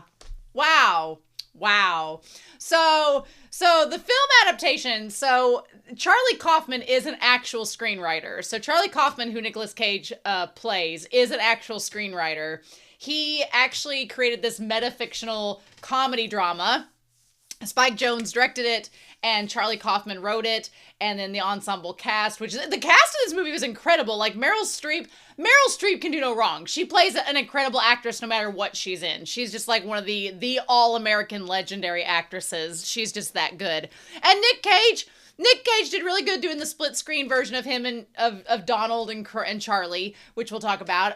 But Cara Seymour, she played Amelia. Chris Cooper did a good job playing LaRoche. And then Tilda Swinton. Tilda Swinton not looking her typical androgynous self was such a weird thing. Like, 2002 Tilda Swinton, she was not in her element fully yet. And then Maggie Gyllenhaal just chilling out being a makeup artist, But apparently, Susan Orlean is an actual author, and she wrote an actual book called The Orchid Thief. And so according to Wikipedia, Charlie Kaufman based the entire film that we just watched on his struggles adapting Susan's 1998 nonfiction book while he was suffering from writer's block. So the whole movie is very meta. It was actually all about his own writer's block and him trying to write it, but then the fictitious elements get drawn in. So the twin brother, Donald, is not real. He made him up. He made a fictitious brother, but they did include him as having credited being a writer of the film, which is kind of meta and funny that they gave a fake person credit in the actual screenplay. And also, the romance between Meryl Streep's version of the author and LaRoche is also fictitious as well. So it culminates in a completely invented elements, including versions of Orlean and LaRoche 3 years after the events of The Orchid Thief. Adaptation received widespread critical acclaim for its direction, screenplay, humor, and the performances of Cage, Cooper, and Streep. It did get nominated for several Academy Awards, including like Best Actress, Best Actor. Chris Cooper actually won Best Supporting Actor, and I'm like, good job for Chris Cooper. That's crazy. So yeah, he ended up, and then Kaufman won a BAFTA for Best Adapted Screenplay. So cool, nice. And it was considered one of the best 30 films of the 2000s. Interesting. I thought that Nicolas Cage does a really good job playing the Kaufman brothers in this.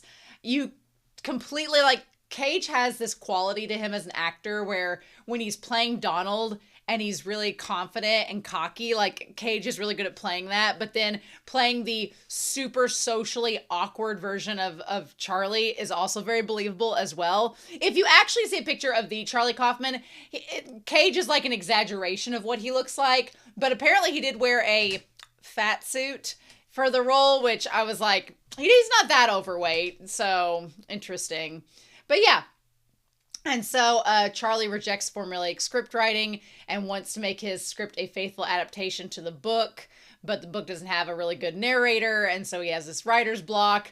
I loved that they kept making the joke about Donald writing The Three, and then the screenplay kept getting weirder and weirder, and then the one brother Charlie's like, so, but it's the same person, but one guy's on horseback and one guy's in the car, and he's like, I know, it's crazy, right? That was crazy, but yeah, so then the idea also of the orchid stealing and the fact that they were doing drugs off of the orchids is crazy. And then going through, we just watched the film, so we know the plot and everything. But I want to go down here to the development. It said the idea of a film adaptation of Susan Orlean's The Orchid Thief dates back to 1994. Fox 2000 had purchased the film rights in 1997, eventually selling them to Jonathan Demme, who set the project at Columbia Pictures. Charlie Kaufman was hired to write the script, but struggled with the adaptation and writer's block. He eventually created a script from his experience in adaptation, exaggerating events and inventing a twin brother. He put Donald Kaufman's name on the script and dedicates the film to him.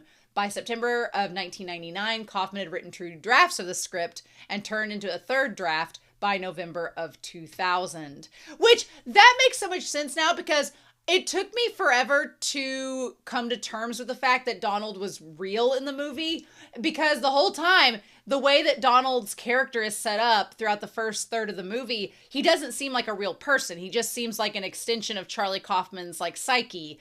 He's just a part of him that is physically present to Charlie, but is not a real person. And it's not until you see him on set dating the makeup girl that you're like, okay, I guess he is real. But that's because in reality, there is no Donald Kaufman. He's a made up character, but the movie makes him real. So it makes sense why that ends up, being that kind of element. Kaufman said, quote, "The idea of how to write the film didn't come to me until quite late. It was only the idea that I had. I liked it. and I knew there was no way it would be approved if I pitched it. So I just wrote it and never told the people I was writing it for. I only told Spike Jonze as we were making Being John Malkovich, and he saw how frustrated I was. He said I was crazy. I don't know what I would have done. He also said I really thought I was ending my career by turning that in.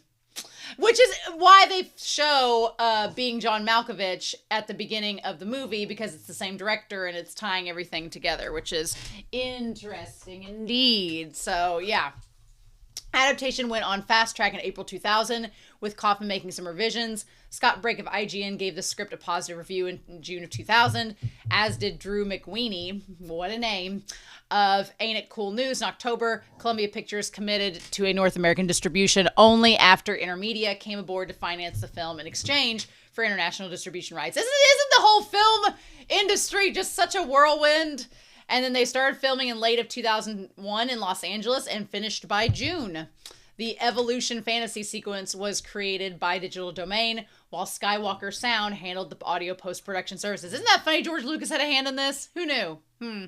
The makeup effects, the double cage, Cooper's teeth, and the alligator attack are makeup effects done by Tony Gardner and his effects company, Altarian. So yeah, and then they released it theatrically in late 2001, and then it opened on December 6th, 2002 in the US. Yep. And then was released later on. Crazy times.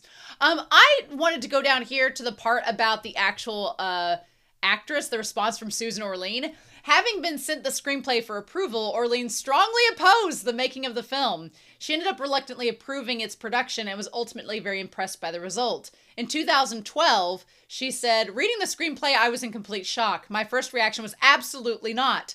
They had to get my permission, and I just said, no, are you kidding? This is going to ruin my career." Very wisely, they didn't really pressure me. They told me that everybody else had agreed, and I somehow got emboldened. It was certainly scary to see the movie for the first time. It took me a while to get over the idea that I had been insane to agree to it, but I love the movie now. Orlean called Streep's portrayal of her, quote, one of my favorite performances by her, and appreciated that her performance was not based on the real Orlean, but on how Streep imagined Orlean based on The Orchid Thief. Despite the film's fictional parts, Orlean praised its fidelity to this book's spirit. What I admire the most is it's very true to the book's themes of life and obsession, and there are also insights into things which are more subtle in the book about longing and about disappointment. That's honestly kind of crazy to be an author, to be the actual New Yorker journalist, and for them to do a book, to do a adaptation of your book, and to have someone play you and be like a fictionalized version of you. That's crazy. I mean, if someone told me though that Meryl Streep was going to play me, I'd be like, okay, we're good. I'd be like, if Meryl Streep's going to play me, I'm fine with that. I'm totally down with that. Crazy. And so then they said in 2003, the movie Identity, a film starring John Cusack, contained plot elements similar to The Three, a fictional script by Donald Kaufman's character, which is crazy. Okay. I really liked this movie. I honestly, it was good, but then when it gets into like the last third of it, I mean, it's just like the McCree guy says. The McCree guy is like, you have to end it with a good, strong ending for it to stand out, and that's exactly what this does. But I really liked just overall the way that the story was, in terms of you have Kaufman's character struggling to connect to like people, because there's all this stuff about adaptation and about evolution. Like they talk about the flowers and the birds and the bees, and the flowers attracting mates to pollinate them, and how it kind of like starts to bleed over into the notions of, you know, humans and how they interact and how they court other people. And Nicolas Cage's character as Charlie is super awkward, and he doesn't know how to like interact with Amelia, which is played by Cara Seymour. And then by the end of it, he just takes his brother's advice and he decides to just say, hey, I love you. I'm just going to act on that. And either you love me back or you don't, but it's still my love. And that's what matters, is that I acted on it. It's like, he finally got a backbone thanks to his twin brother, who ends up dying for him. Like that was so sad. I felt like the first like third of the movie was interesting. I liked, you know, you got to know Charlie's character a little bit more, and how kind of sad and pathetic he was. And even though he was a successful screenwriter, he still struggles a lot. And then you're like following along with the book that he's adapting and seeing how even though Meryl Streep's character, she's really successful, she still struggles with loneliness and this sense of like something missing in her life. And I love the conversation about how she wanted to love something as passionately as this guy, Johnny, loved the plants that he was, you know, advocating for. And she kind of falls in love with him slowly over time, which is interesting. And I really liked, like, you think that it's going to end like in the swamp when she finally realizes how like he's maybe not exactly like how she fantasized about him. And you think, okay, that's the end of the book and it's just disappointment. But then the movie makes it to where, no, she ended up getting with him and the story goes on. The book just ends, but she ended it so that she could keep having this relationship with Johnny. And it's like the ghost orchid. I love the theme of it. They also do several things within the book or within the movie of Nicolas Cage's character imagining things happening, and then you find out that they don't really happen in reality. So he has like the intimate encounter with the waitress. He like fantasizes about being with Susan herself in the book. He has like all of these fantasies about these women that he's supposedly getting with, that he's not getting with at all, whether it's Valerie, the executive, or the waitress, or Meryl Streep's character. And they're all fake, and they're all just his imagination as he's like, you know, masturbating. But then you get later on to Meryl Streep's relationship with Johnny, and that ends up being real. And it's like, oh, okay. Like, just crazy. And then you have Donald, the twin brother, who ends up being like this great screenwriter and is so charismatic. And he's the one that ends up dying, which is super sad. But they kept talking about Casablanca. I wonder if, because Casablanca is the one that it's a 1942 film. I've seen Casablanca before. It's a classic movie. But it was written by Julius and Philip Epstein, by the twin brothers. And Howard Cook. Interesting. I wonder if they are related to the Epstein that we all know. Unfortunately, right? Unfortunately. Maybe it's just like, that's not a very common name, but interesting. No, I guess they're not related. Okay. Nope, not the same person. Interesting. What a quinkydink world. But yeah.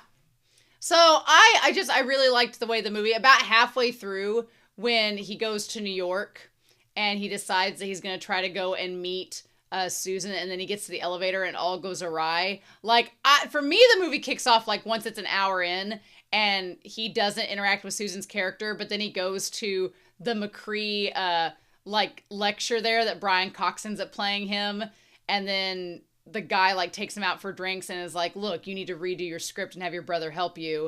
And it ends up being great. And then the two of them end up finding out that she's still hooking up with the one guy, the Johnny guy, and they go down to try to sneak around and see what's going on to find out that she's a drug addict and that she's seeing him and smoking a bunch of orchids. And then it all just goes downhill and gets crazy from there. Like, what? Wild. Absolutely wild. But yeah, and then I loved the theme about disappointment that is throughout this, and how Charlie ends up, thanks to his brother, kind of overcoming that. But then his brother being like, look, he's like, I know I seem oblivious, but I know what people are saying and doing, but I don't care because I'm happy and I do what I love. And if they don't like it, that's too tough. But all the jump scares with the cars and the guns, just absolutely insane. Also, they did like the Happy Together, the like 70s song, which this came out around 2000. So that song was probably like doing like the 30-year cycle and everything. Crazy. I mean, the themes, if we're going to go, because Sunspots is going to talk about themes of resistance, right? But the themes of how we are passionately chasing something in our lives or trying to find like something passionate in our lives, and most of the time it's something that's literally right in front of us, like Charlie and his brother. His brother was like always right there in front of him, but he had too much pride to try to get his brother to help him write the screenplay. And then in the end, he ends up inspiring him to finish it and everything. So that just, the dynamics between Cooper's character of LaRoche and the character that Meryl Streep plays, and then the Cage brothers, well, it's Nicolas Cage playing both him and Donald, Charlie and Donald, and then all the women involved in his life and everything. Like, it was definitely a lot more engaging than I was expecting it to be, especially past the hour mark. Because I was like, okay, yeah, this is just about him trying to get rid of his writer's block and everything. But then it just turned absolutely bonkers in the last half hour. And that was absolutely wild. And there's just something about Nick Cage, too. I feel like in the early 2000s, they were really trying to make Nick Cage a heartthrob. They were really trying to. Like, I watched City of Angels with Meg Ryan. I was like, Meg Ryan getting with him? What? So I watched that movie. I saw that. That was crazy. But yeah, crazy talk. I was really, really surprised by the direction this movie took. And I really, really enjoyed it. And the whole time, my dog wanted me to throw this ball. So if, I hope that didn't annoy you all, having me to throw this ball to my dog the entire time. But he didn't bark, so there we go. But Sean, I'm so glad I finally got to see this. I definitely want to watch it again. And like, it's so bonkers. But I'm really excited to see what you all have to say about this movie, because it was a lot of fun to watch with you all. And I am curious to hear your thoughts about it. So thank you so much, Sean, for commissioning Adaptation. I'm so glad that I finally got to see it and watch it with you all. And getting to watch a movie in English is like a rarity on this channel. So I'll take it. But that's the only movie in English that we get this month. We are going back to doing some anime next week, as I will be getting into a movie that I have surprisingly also not seen, but it has been on my to get to list for literally decades. So if you want to check out and see what that is, tune in next Friday and you will find out. So in the meantime, thank you so much, Sean, for the commission. I really appreciate it. I hope you enjoyed this movie discussion and the reaction. I'm curious to hear y'all's thoughts down below, but I hope you all have a wonderful week. Please stay safe, take care, and yeah, I'll be back very soon with more reactions. Bye.